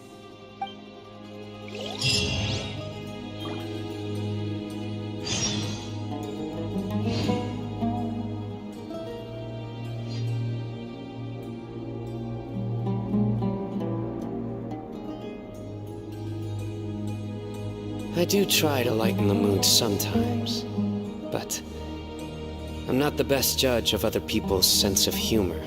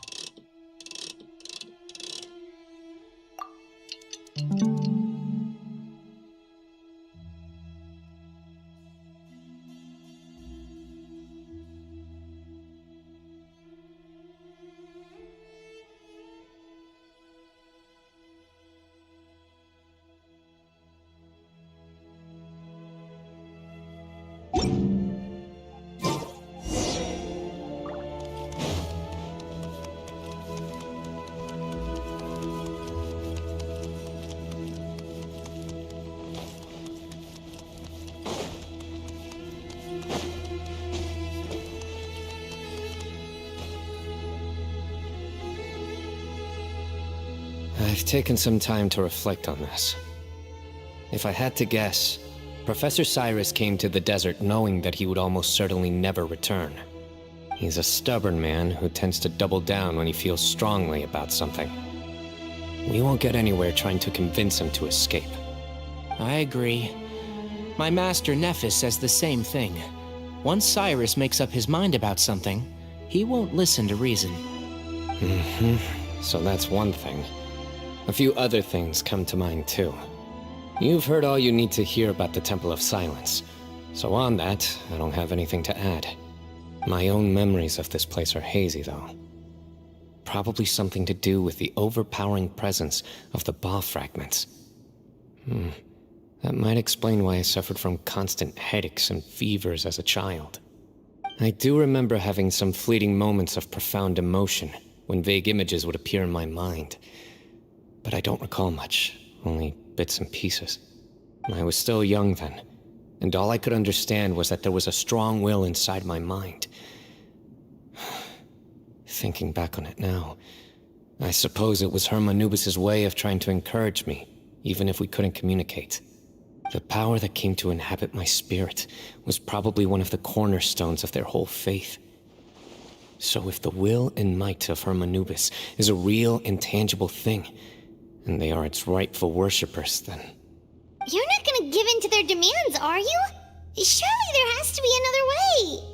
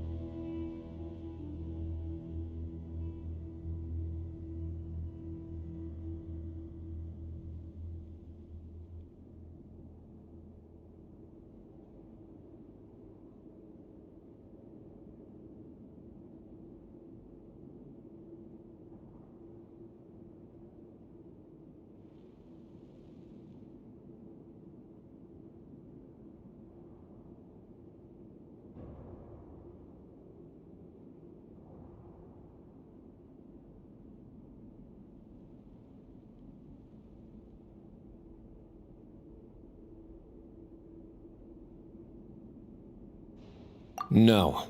I have no intention of returning it. I need this power to protect Sumeru. But the temple has the right to make the final decision over its fate, since it belongs to one of the 7 pillars of King Deshret. So I will challenge them head-on, and win the right to wield this power for myself, fair and square. This reminds me of something Alhaitham mentioned to me just before we left. He said that the Temple of Silence was originally founded by the ruling elite of the day. Traditionally, such organizations are bound by a strict and ancient code of nobility. Kaveh has made similar observations about the desert tribes from his work trips there. He says many of them have their own internal rules. They talk about the importance of never dishonoring their tribal bonds, or the rules laid down by their ancestors. I think we could turn that to our advantage. Go back to them with a proposal of our own. Wow, and just like that, we've turned the tables on them. Looks like we have the same idea. Turn it back on them now while we still can, in terms that they cannot refuse. That's how we win this.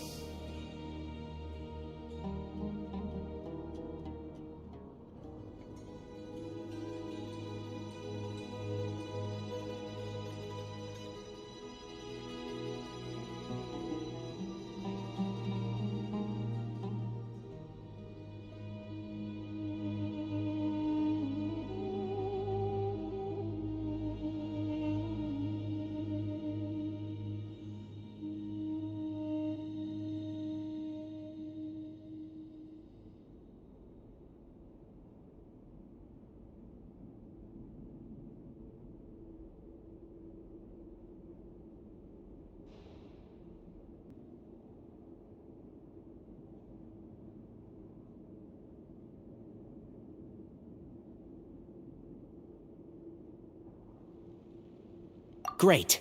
And I know just how to start the conversation. Let's go find Sethos. We'll tell him that I know a thing or two about medicine and would like to take a look at his grandfather's condition.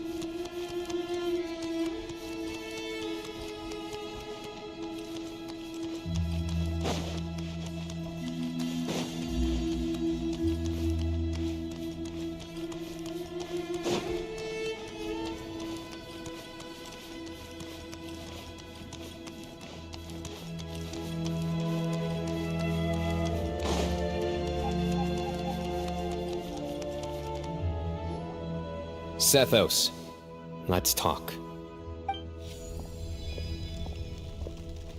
Have you made up your mind? We'll get to that, but first, I have some degree of medical training, so I was wondering if you might let me take a look at your grandfather? I have no objections, although we do have our own doctors here. I doubt you'll be able to tell us anything we don't already know.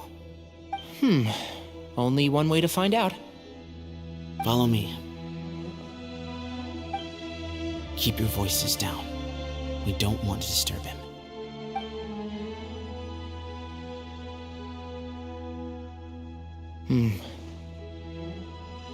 Let's talk outside. Bamoon has fallen into a deep coma, and his prognosis is quite grave. I'm sure that your physicians have come to the same conclusion. He appears to have sustained a serious injury in his youth, which has been exacerbated over the years by the heavy burden of work and now by the effects of old age. Regretfully, I must inform you that, based on what I've seen with patients in a similar condition, he doesn't have long left. A few days at most. Yeah. I've known for a long time. You're his heir, aren't you? You clearly have a lot of respect for the man.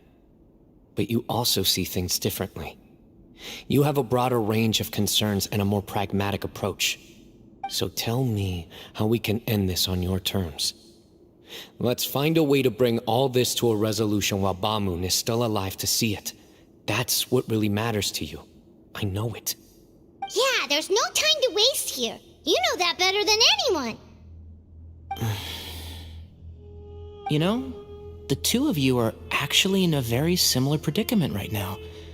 Both of you have a very different perspective from the men who raised you. Right. And you didn't create this situation. They did, but somehow you've ended up having to make the tough decisions. You're right. We both look at this problem very differently than the people we inherited it from. I accept, Cyno. This all began because of Hermanubis, so let's end it with the rite he himself created. Legend has it that when Hermanubis first arrived in Tuletula, he sparred with the city's residents. He and his two companions proved their mettle by fighting over several days, winning the support of many fine people. That group of supporters were some of the first members of the Temple of Silence, and the sparring matches were enshrined as one of our founding rites, the rite of duels. It's where it all began. Sounds very fitting. I'm in. As a fellow vessel of Hermanubis, your ties to the Temple of Silence run deep. So I will permit you to participate in this rite, along with your chosen companions. 3 against 3. Sounds good. However, I have some additional terms. As the challengers, you must win all 3 of your fights to win. And Cyno, both of us must put our Ba fragment on the line. The winner takes them both. Letting Cyrus leave with one of the Ba fragments was a mistake, made by my grandfather out of pity. It is a long-standing issue that must be addressed for the Temple of Silence to move forward. I can make no concessions on that front. None needed. We're on the same page. If I win, the Temple of Silence must release Cyrus, and consider this past dispute resolved. If you win, I'll return my power to you. It's a deal.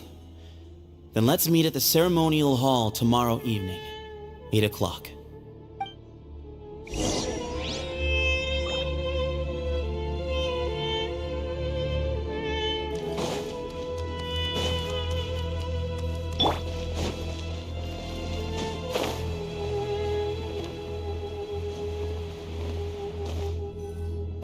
Well, after how that went, there's definitely no turning back now. There never was. Turning back hasn't been an option for me since the moment the professor slipped away to return to the desert. You have to win. You need this power, both as General Mahamatra and for yourself. Yeah, that's right! Besides, it stayed with you ever since you were a small child. Surely that's a sign it thinks of you as its rightful owner. Both as General Mahamatra and for myself. Yeah, when you put it that way, I've had to overcome a lot to tame this power and claim it for myself. Not everyone could have done that. Exactly!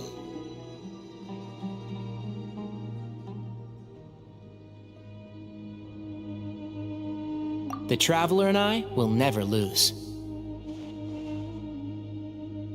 And neither shall I.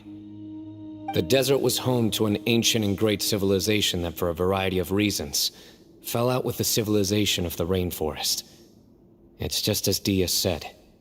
Prejudice has pushed people apart. But there must be personal factors at work here too.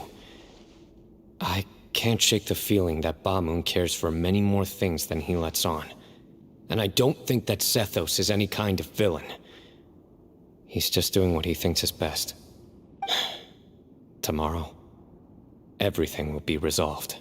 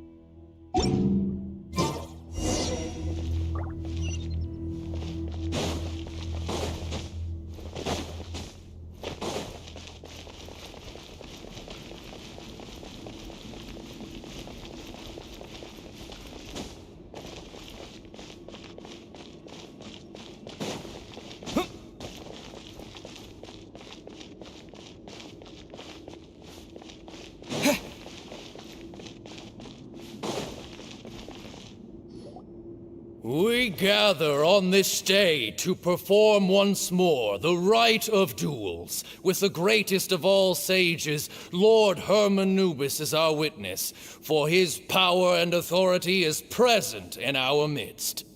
This is our most sacred of ceremonies, and no disruption from the audience shall be tolerated. It is incumbent upon all to observe the duel with the utmost respect and reverence throughout the proceedings. Representing the Temple of Silence, the Defenders.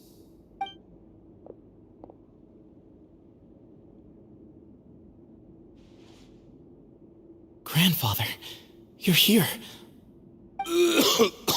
A rite of duels after all these years. I am surprised by your decision, Sethos. I know what I'm doing, Grandfather. Just leave it to me. Representing the Academia, the Challengers. Ready. We will fight to have our voices heard. Warriors, take your positions and decide on the order of battle. We come not to debate what brings our challengers here, nor what will become of the defeated duelists. Duelists, the might of Hermanubis himself is at stake here. Now, fight. Fight until the rightful victor is proclaimed. Huh? Are you sure? I agree. He's very strong. Sending him out first will definitely intimidate the opposing side. Okay, then you're second. Sure. We have decided. So have we. Let's begin.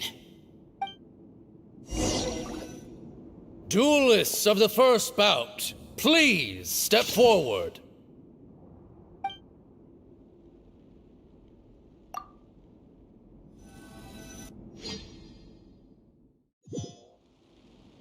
Don't forget, safety first! Hey, you there! You better play nice with them or Paimon will make you regret it! A little bit too much chatter from the audience over there.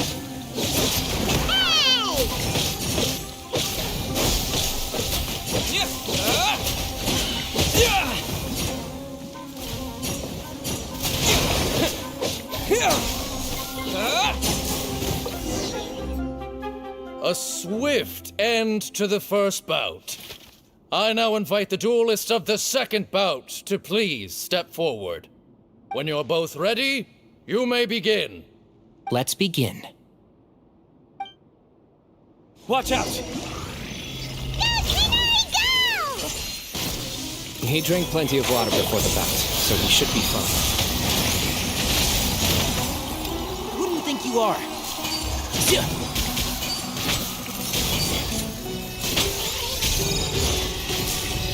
Yeah.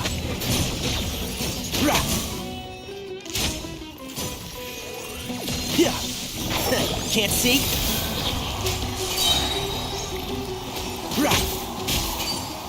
Yeah.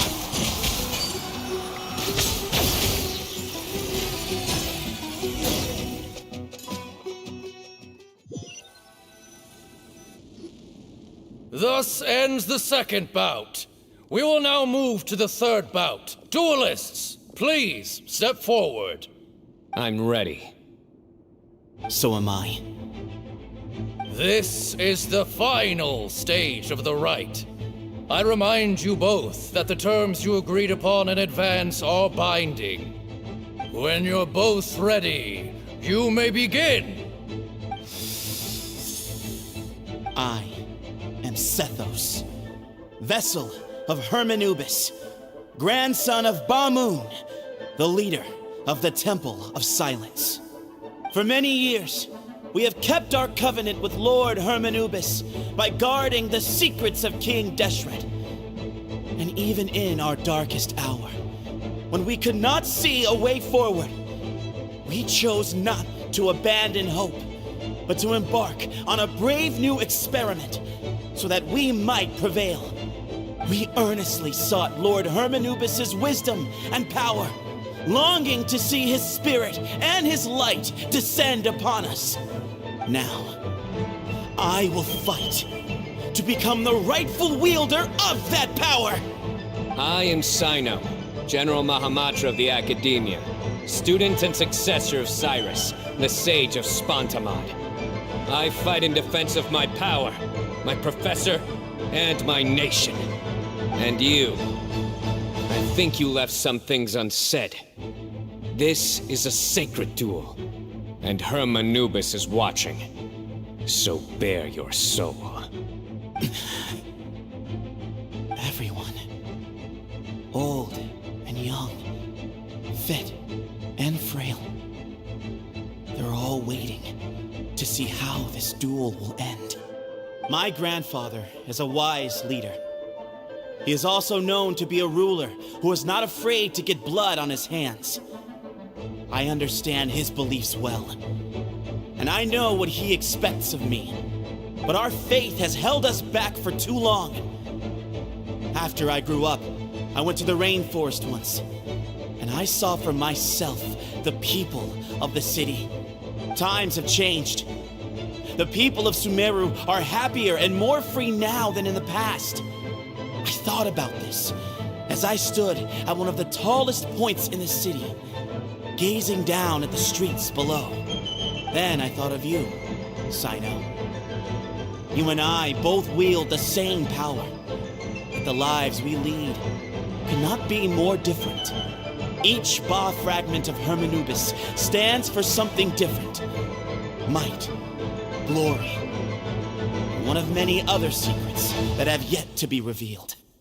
I once thought that the nature of our fragments must be what makes us so different from one another. But maybe it's that you've found your answer, and I am still searching for mine. I am more than just a warrior. I am my own person. Exactly. The name Hermanubis has left its mark on both of us, shaped the course of our lives. We are his vessels, and yet we are more besides. So show me your answer, Cyno. Show me I can be more than my faith, more than the power I wield. Show me the person I can become!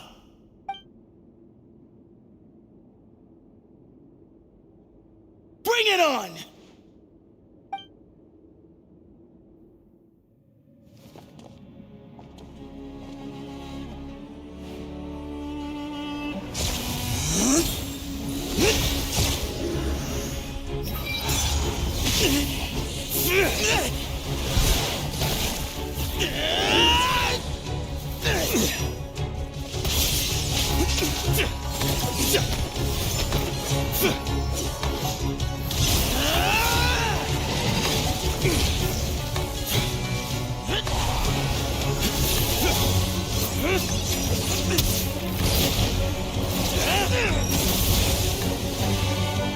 all you've got? What happened to searching for your answer?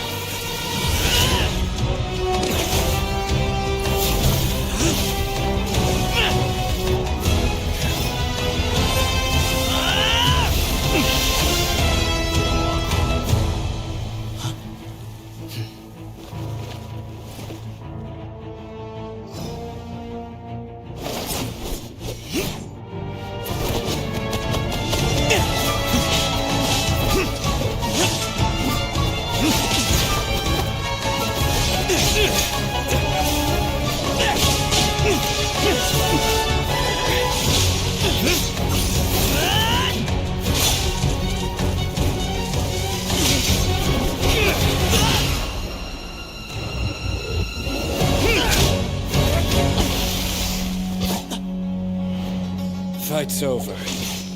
Do you yield? You won. Well then, looks like you found your answer.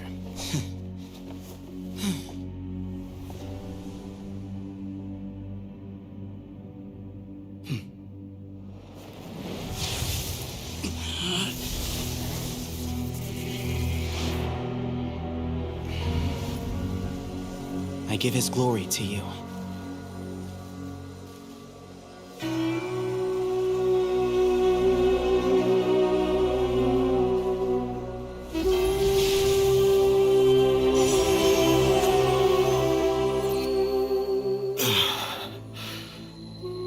I've seen that light. That is the light of our Lord, the great Hermanubis, priest over all other priests. His spirit dwells within that lightning, and his will lives on. Once a warrior of Tynar, he emerged from the barren desert sands to serve the god king Al-Ahmar. After the death of the god king, Hermanubis gathered his followers and the Tynarian priests and led them to the city of Tule-Tula. There, they founded the Temple of Silence, and from that day forth, we became stewards of all knowledge that survived from King Deshret's civilization. Barely a century passed before war ravaged the desert.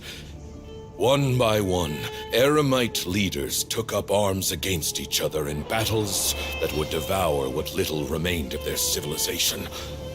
Only the wise city of Tule-Tula was spared under the guiding hand of the Tynarians. But peace did not last. Coveting the knowledge of King Deshret, the beasts set their eyes on Tule-Tula. The king of Gurabad laid siege to the city and ordered the sages to surrender to him the Temple of Silence as proof of his victory. The ruling elite colluded with their oppressors, betraying the temple so as to hold on to their rule over the city. They declared that the knowledge guarded by the temple was the true cause of corruption. These were dark days, and we faced enemies on all sides. Our Lord had long since exhausted his strength, keeping the forbidden knowledge introduced by King Deshret at bay. To ensure the temple's continued survival, he broke his being into many pieces and began the ceremony of Hermanubis' legacy, bestowing his power upon his mortal followers. With this power, the temple was able to defeat the tyrant's army. Yet, we were not hailed as heroes. Strange and unfamiliar as this power was, it struck fear into the people's hearts and drove them to reject us. In the end, the people of the temple and the Tule-Tula Tynarians left the city for good and made their way to the rainforest. What followed next was inevitable. The elite of Tule Tula fell and were decimated. War engulfed the desert. And we wandered from place to place, always in hiding, all the while keeping close watch over our secrets and staying true to our mission. Betrayal forced us out of the desert and into the forest. Then mistrust drove us from the forest into the desert once more. We have lived in exile for far, far too long. Yet, today, the Temple of Silence has borne witness to the glory of Hermanubis once more. Thank you.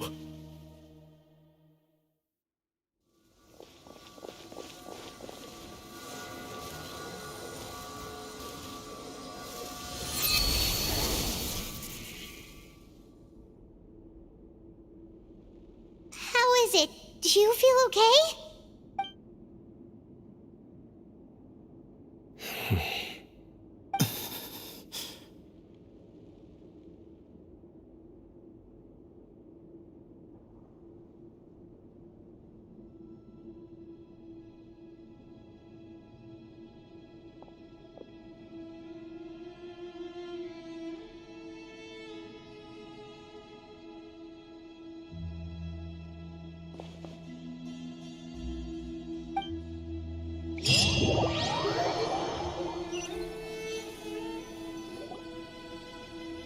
Grandfather.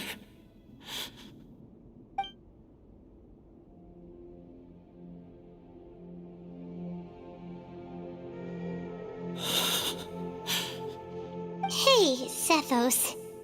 You'll get through this. I know. I'll miss him. I guess you were prepared for this. It's been a long time coming, huh? Yeah, he's been on death's door for a very long time now. I think it was only through sheer willpower that he managed to hold on to this point. At least, he was able to see this chapter come to a close before he passed. What's next for you? Per my grandfather's last wishes, the Temple of Silence should submit to whoever possesses the largest number of Hermanubis fragments. That entitles you to be our new leader, Cyno. But that's never going to work, as I'm sure you realize. I'm the General Mahamatra. I am needed back at the Academia. I did foresee this possibility, and I gave it some thought. The fact is, I know next to nothing about the staff, records, and environment here. As such, I am ill-suited to be your leader. Sethos, I believe the honor should go to you. Were it not for this duel, or indeed if you had other intentions, the Ba fragments would most likely be in your hands by now.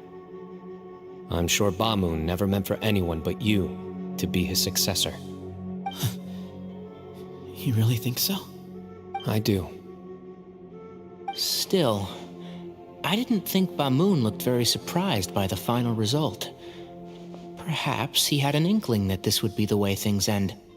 Well, in any case, since the Ba fragments are with me now, I guess I can call the shots. Sethos, I would like you to succeed Bamun as the new leader of the Temple of Silence. You are more suited to the role than I, and I have complete faith that you will be an excellent leader. Just think of it as... But doesn't that render everything that we've been through up to now meaningless? No, it doesn't. This experience has allowed us to become friends, which means that the Academia and the Temple of Silence will become partners once more. That's a much bigger deal than you might think, Sethos. You said yourself, times have changed. You have to believe that things can change for the better here at the temple too. I will try. To be honest, I couldn't have asked for a better outcome. Actually, part of me wonders whether Bamun's intentions from the very beginning was just to create enough pressure to force us towards a duel. That way, no matter who won, One of us would have to surrender our Ba fragment, and the power of Hermanubis would be concentrated in one single person. Had you won, the Temple of Silence would have doubled its strength.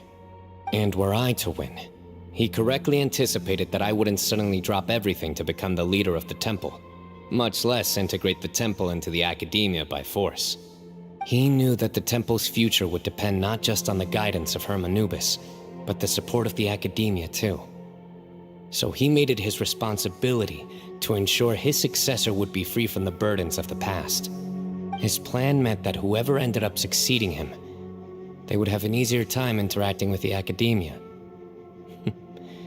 With one single letter, he lured out the professor. No matter what happened after that, it would result in a net benefit to the temple. And here I thought the General Mahamatra wouldn't care for all these trivial details. You're absolutely right. Grandfather and I considered this from every angle. We had to find a way to mend our relationship with the academia. In that sense, the right of duels was just a means to an end. Thank you for everything, Cyno. As a gesture of our gratitude, to those that you and Lesser Lord Kusanali deem worthy, I will grant the honor of access to the Temple of Silence for their pursuit of knowledge. The Temple of Silence has a wealth of information on King Deshret's civilization, more than any other organization in existence today. In times when you need information that only we can provide, we will be here to support you. But you must be exceedingly careful with your selection of candidates, lest you lead humanity to repeat the same mistakes. By the way, Tainari, my grandfather was so happy to see you. You are a descendant of the Veluka Shuna, and we are the heirs to the will of Hermanubis. The story goes that King Deshret chose the sage Hermanubis from among the Tainarians and appointed him as his familiar. He went on to fight many valiant battles with his Tainarian companions. They always stood by each other, from the founding of the Temple of Silence to the fall of Tuletula. The Tainarians who left Tuletula joined their human counterparts in the rainforest. A few centuries later, when some of the group returned to the desert, many of the Tainarians chose to stay and put down roots in the rainforest. In all likelihood, those were your ancestors. How fascinating. My father once mentioned that I was named after the Tainarians, but I never knew that my forebears had such a history with the Temple of Silence. I like this story. By the way, has anyone seen Cyrus? Yes, Cyrus. You'll probably find him in my grandfather's room. He wouldn't show it in front of me, but I think he still has many fond memories of my grandfather. If it's true that you and your grandfather really planned for everything to turn out this way, then I guess he didn't really resent Cyrus as much as he appeared to. Who knows? Perhaps all of us, you, me, and Cyrus, we're all just pawns in my grandfather's plan to set things straight. He was awful like that. Someone's got to make the decisions when history is at a crossroads. I will make a detailed report on all of this to Lesser Lord Kusanali, and arrange for an official delegation from the Academia to come and meet you in the desert. I'm sure you'll have lots to attend to in the days ahead. But once things return to normal, please come and visit the rainforest again. You should stay for a few days this time, and start to build some relationships. If we're going to work together, both sides have to get to know one another better. I will. All right, well, bye for now, everyone. I'll be seeing you. See you soon. Come hang out with us anytime.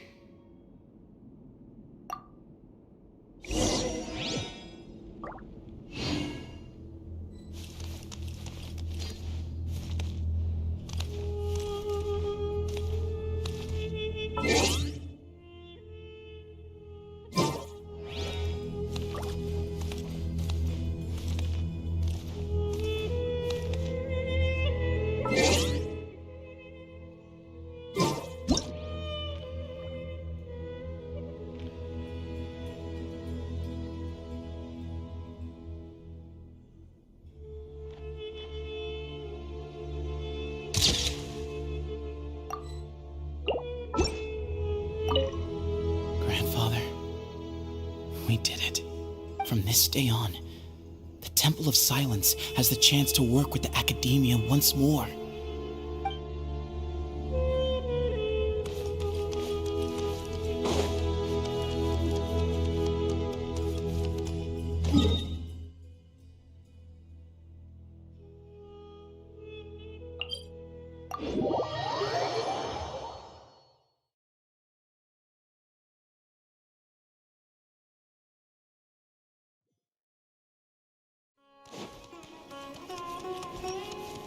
Surrender!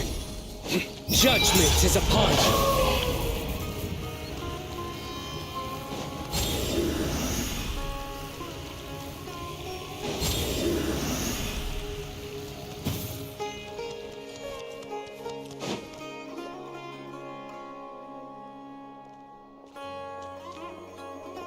What were you thinking gallivanting off into the desert alone at your age?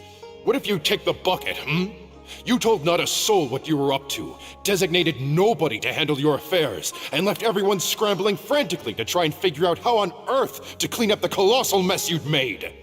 Oh, please, will you stop your yelling? What other choice did I have? What do you mean, what other choice? Do you mean to tell me that after all your years of learning, and sagehood no less, the only idea you could conjure up in that white-haired walnut of yours was to shoot off into the unknown like some hot-headed 20-year-old adventurer? A one-man suicide mission, That's the best idea that one of the finest minds of a generation could come up with, is it? It astounds me that you survived the journey, and you're lucky that Ba Moon didn't finish you off when you arrived. All right. Honestly, the way you're going off on me, it's like you wish you'd been there to lend him a hand. Does it mean nothing to you that I'm your colleague and former classmate? I've got nothing more to say. What's the point of berating an old bag of bones? What do you mean, bag of bones? I'm a flesh and blood hero who, despite his old age, saved our General Mahamatra from being stripped of his powers. Okay, look. Fine, I admit it, I was in the wrong. How can I make it up to you? What about, a month's work at the Academia? 1 month? Try 3. Tainari's master is really laying into Cyrus. Let's give them a wide berth. Professor brought this on himself. Don't pay any attention to him. Wow, I haven't seen Master get this riled up in a long time. The last time he chewed someone out like this must have been back when I was still a student. I think I'll go around and update everyone, tell them the situation's resolved. Want to come with me? We can go for dinner afterwards. My treat. You in? Makes sense. I'm in.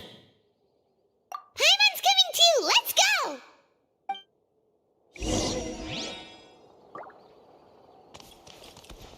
You'd better start packing your things. Report for work first thing tomorrow morning. I'll be waiting for you. What about my allowance? Oh, and his lunch covered. How about dinner? Don't push your luck. Let's not forget who is compensating whom here. Hey, man's gotta eat. Help me figure out something for lunch at least. I'm counting on you.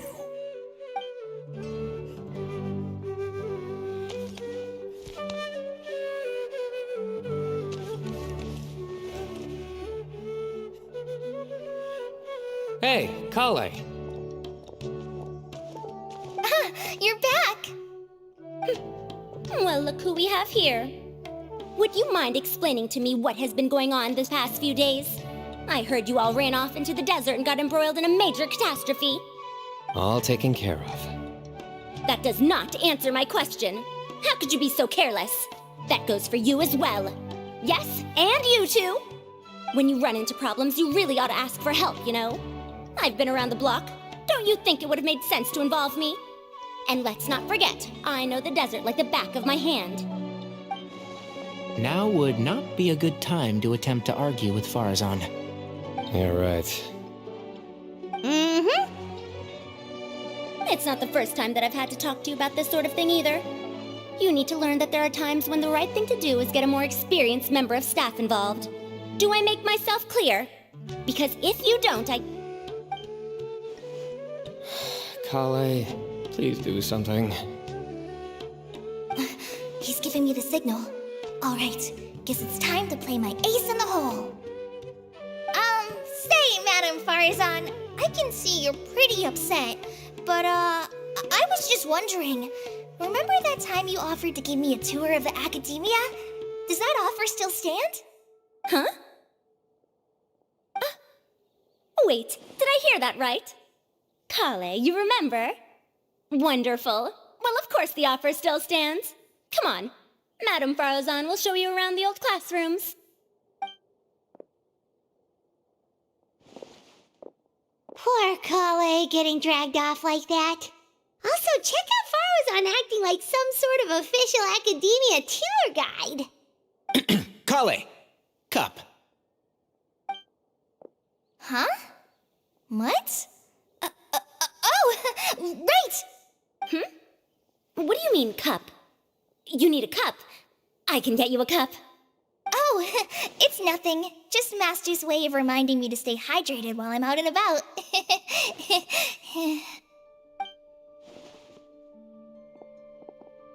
It's code for let's reconvene at the cafe. Tainari and I used it while we were in school, and it's become something of a family tradition now. Oh, that's kind of fun. Mm-hmm. 2 people left. Let's bring them along, too.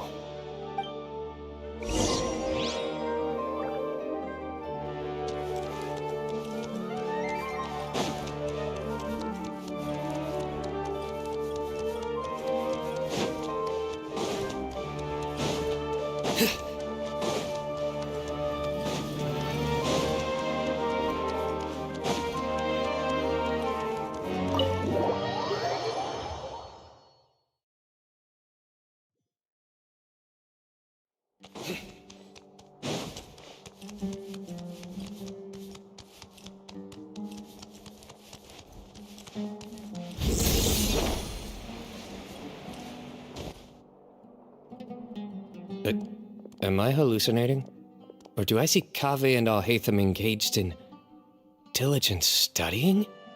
We're just reorganizing all the books we used. Look, there's a whole mountain of them.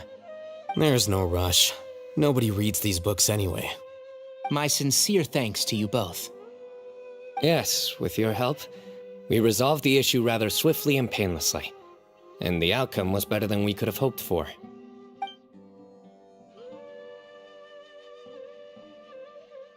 I see. The Temple of Silence resorted to rather unique means of self-preservation. It explains how they managed to remain hidden for so many years. And it sounds like they managed to preserve a whole load of ancient documents as well. I'd love to go check those out if I ever had the chance. That day will come. The Temple of Silence is a hugely important organization, and we'll be sure to maintain good relations with them in the future. Now, as a token of my appreciation, I'd like to treat everyone to coffee. Sounds good. Yeah, sounds great. Although after the last few days, I don't know if I can handle another coffee, but I can just order something else. Sure. Let's go.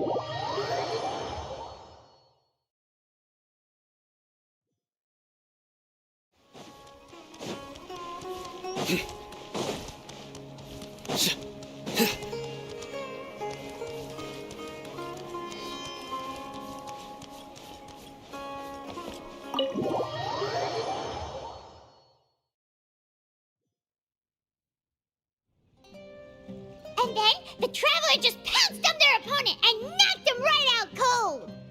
Then there was Tainari. He put up an amazing fight too. We ended up winning all 3 bouts. Whoa! Part of me wishes I'd been there to see it, but I'd have been biting my nails off worrying about you guys. A truly edifying account of the events.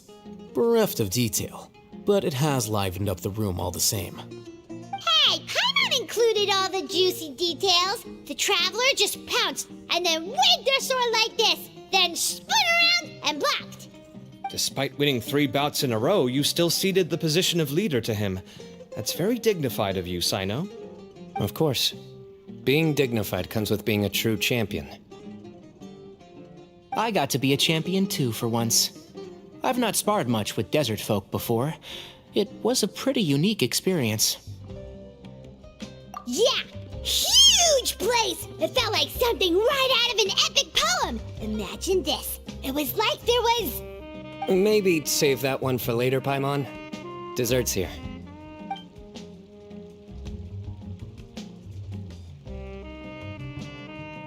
I think that'll do me for today.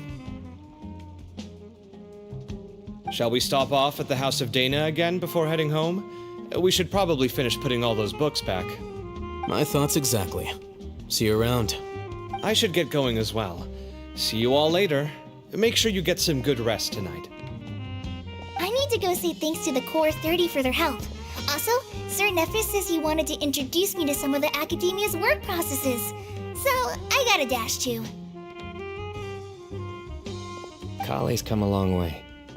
She's much more confident at dealing with other people these days.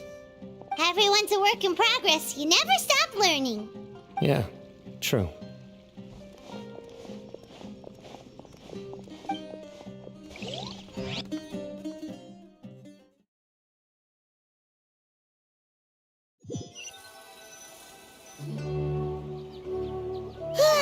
That was good. It feels like everything's finally wrapped up now.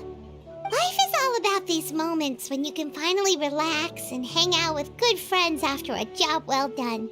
And also, those desserts Cyno got, they were really good. Paimon definitely needs more of those in the future. Do you 3 have anything planned for the rest of the day? If not, would you come somewhere with me? That's a secret for now. Wouldn't want to spoil the surprise.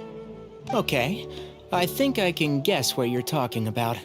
It'll definitely be a nice surprise. Well, now Paimon's curious. Come on, let's go.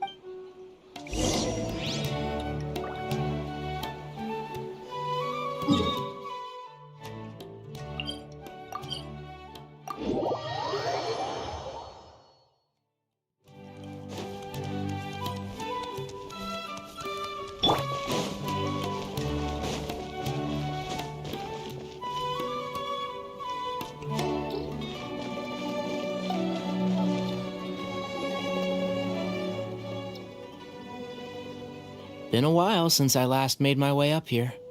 Wow, look at this place! We're so high up! Need any help?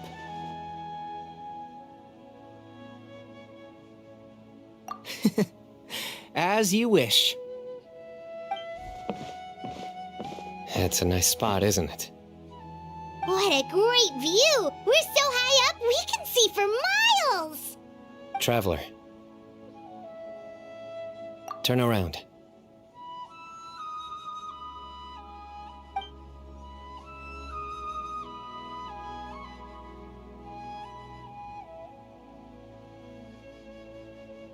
This is my secret base. Somewhere I only bring my best friends. When I was a student, I used to slip away and climb up here all the time, just to clear my head. I was quite young then, and hadn't made too many friends yet. Back then, I had a lot of the same questions that Sethos was asking. Who am I? Why do I have this power? And what should I be fighting for? Our gifts help us to find our rightful place in the world. That was my experience. And I'm sure Sethos will figure things out in his own time, too.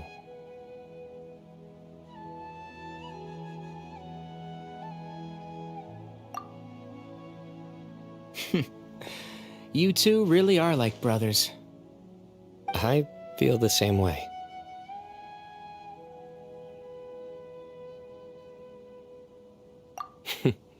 Of course.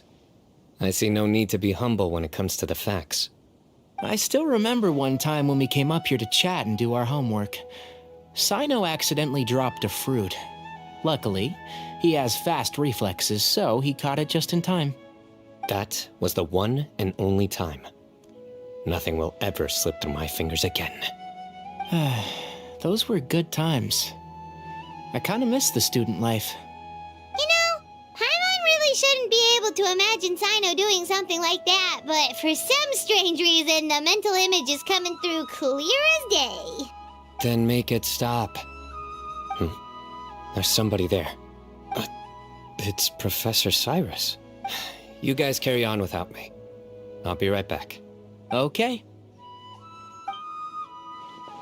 Huh? Hey, you're not supposed to jump down! Be careful!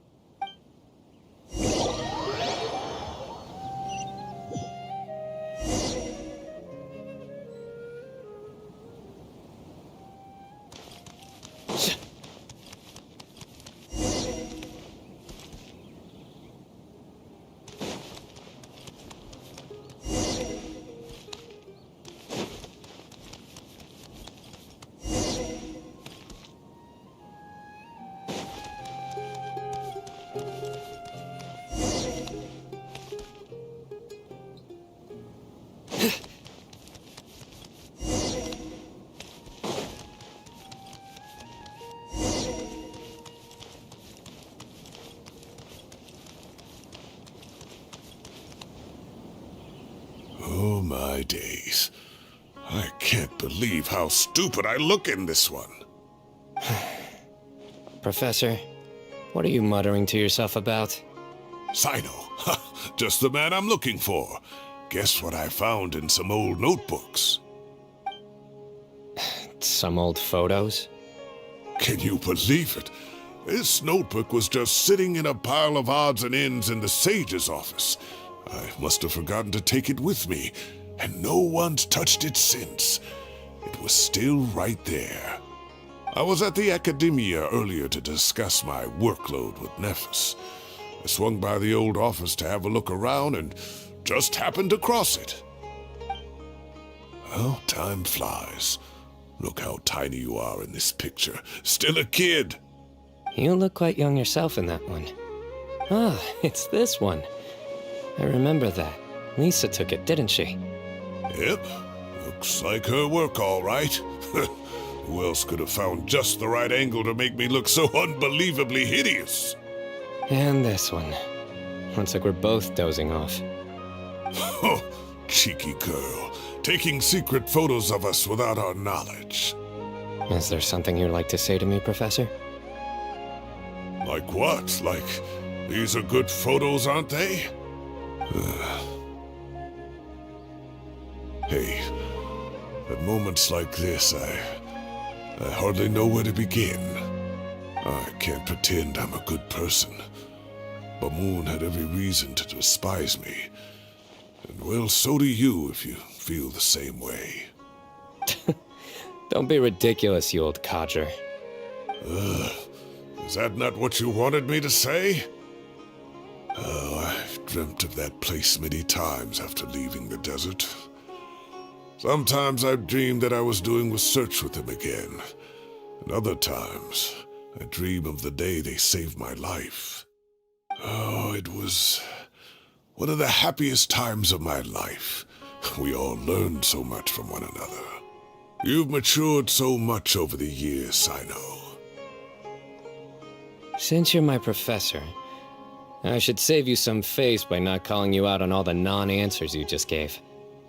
So, I will do the right thing and keep my mouth shut. Good thinking. Take your own advice next time. Seriously, why bully an old man like me? I thought heroes were supposed to be gracious. Hey, wait, how did I not notice this one earlier? Lisa strikes again. Just how many did she take? Look how cute you were when you were little. I remember how well-mannered you were back then, too. Yeah, and look how serious and professional you used to be. Oh, I can't compete with you anymore. First you get better than me at the deadpan jokes, and now you're besting me at those little quips, too. Don't say that. I still have a lot of respect for you. That's more like it. Hey, what would you say to meeting up with Lisa again sometime? I'd like that. Let's find a time and pay her a visit in Mondstadt. All right, I'll add it to my schedule. Let's go next week. Wait, no. Next week is the tomato growing competition. I have got to beat Zaha Hadi. Or you could find a real hobby, Professor.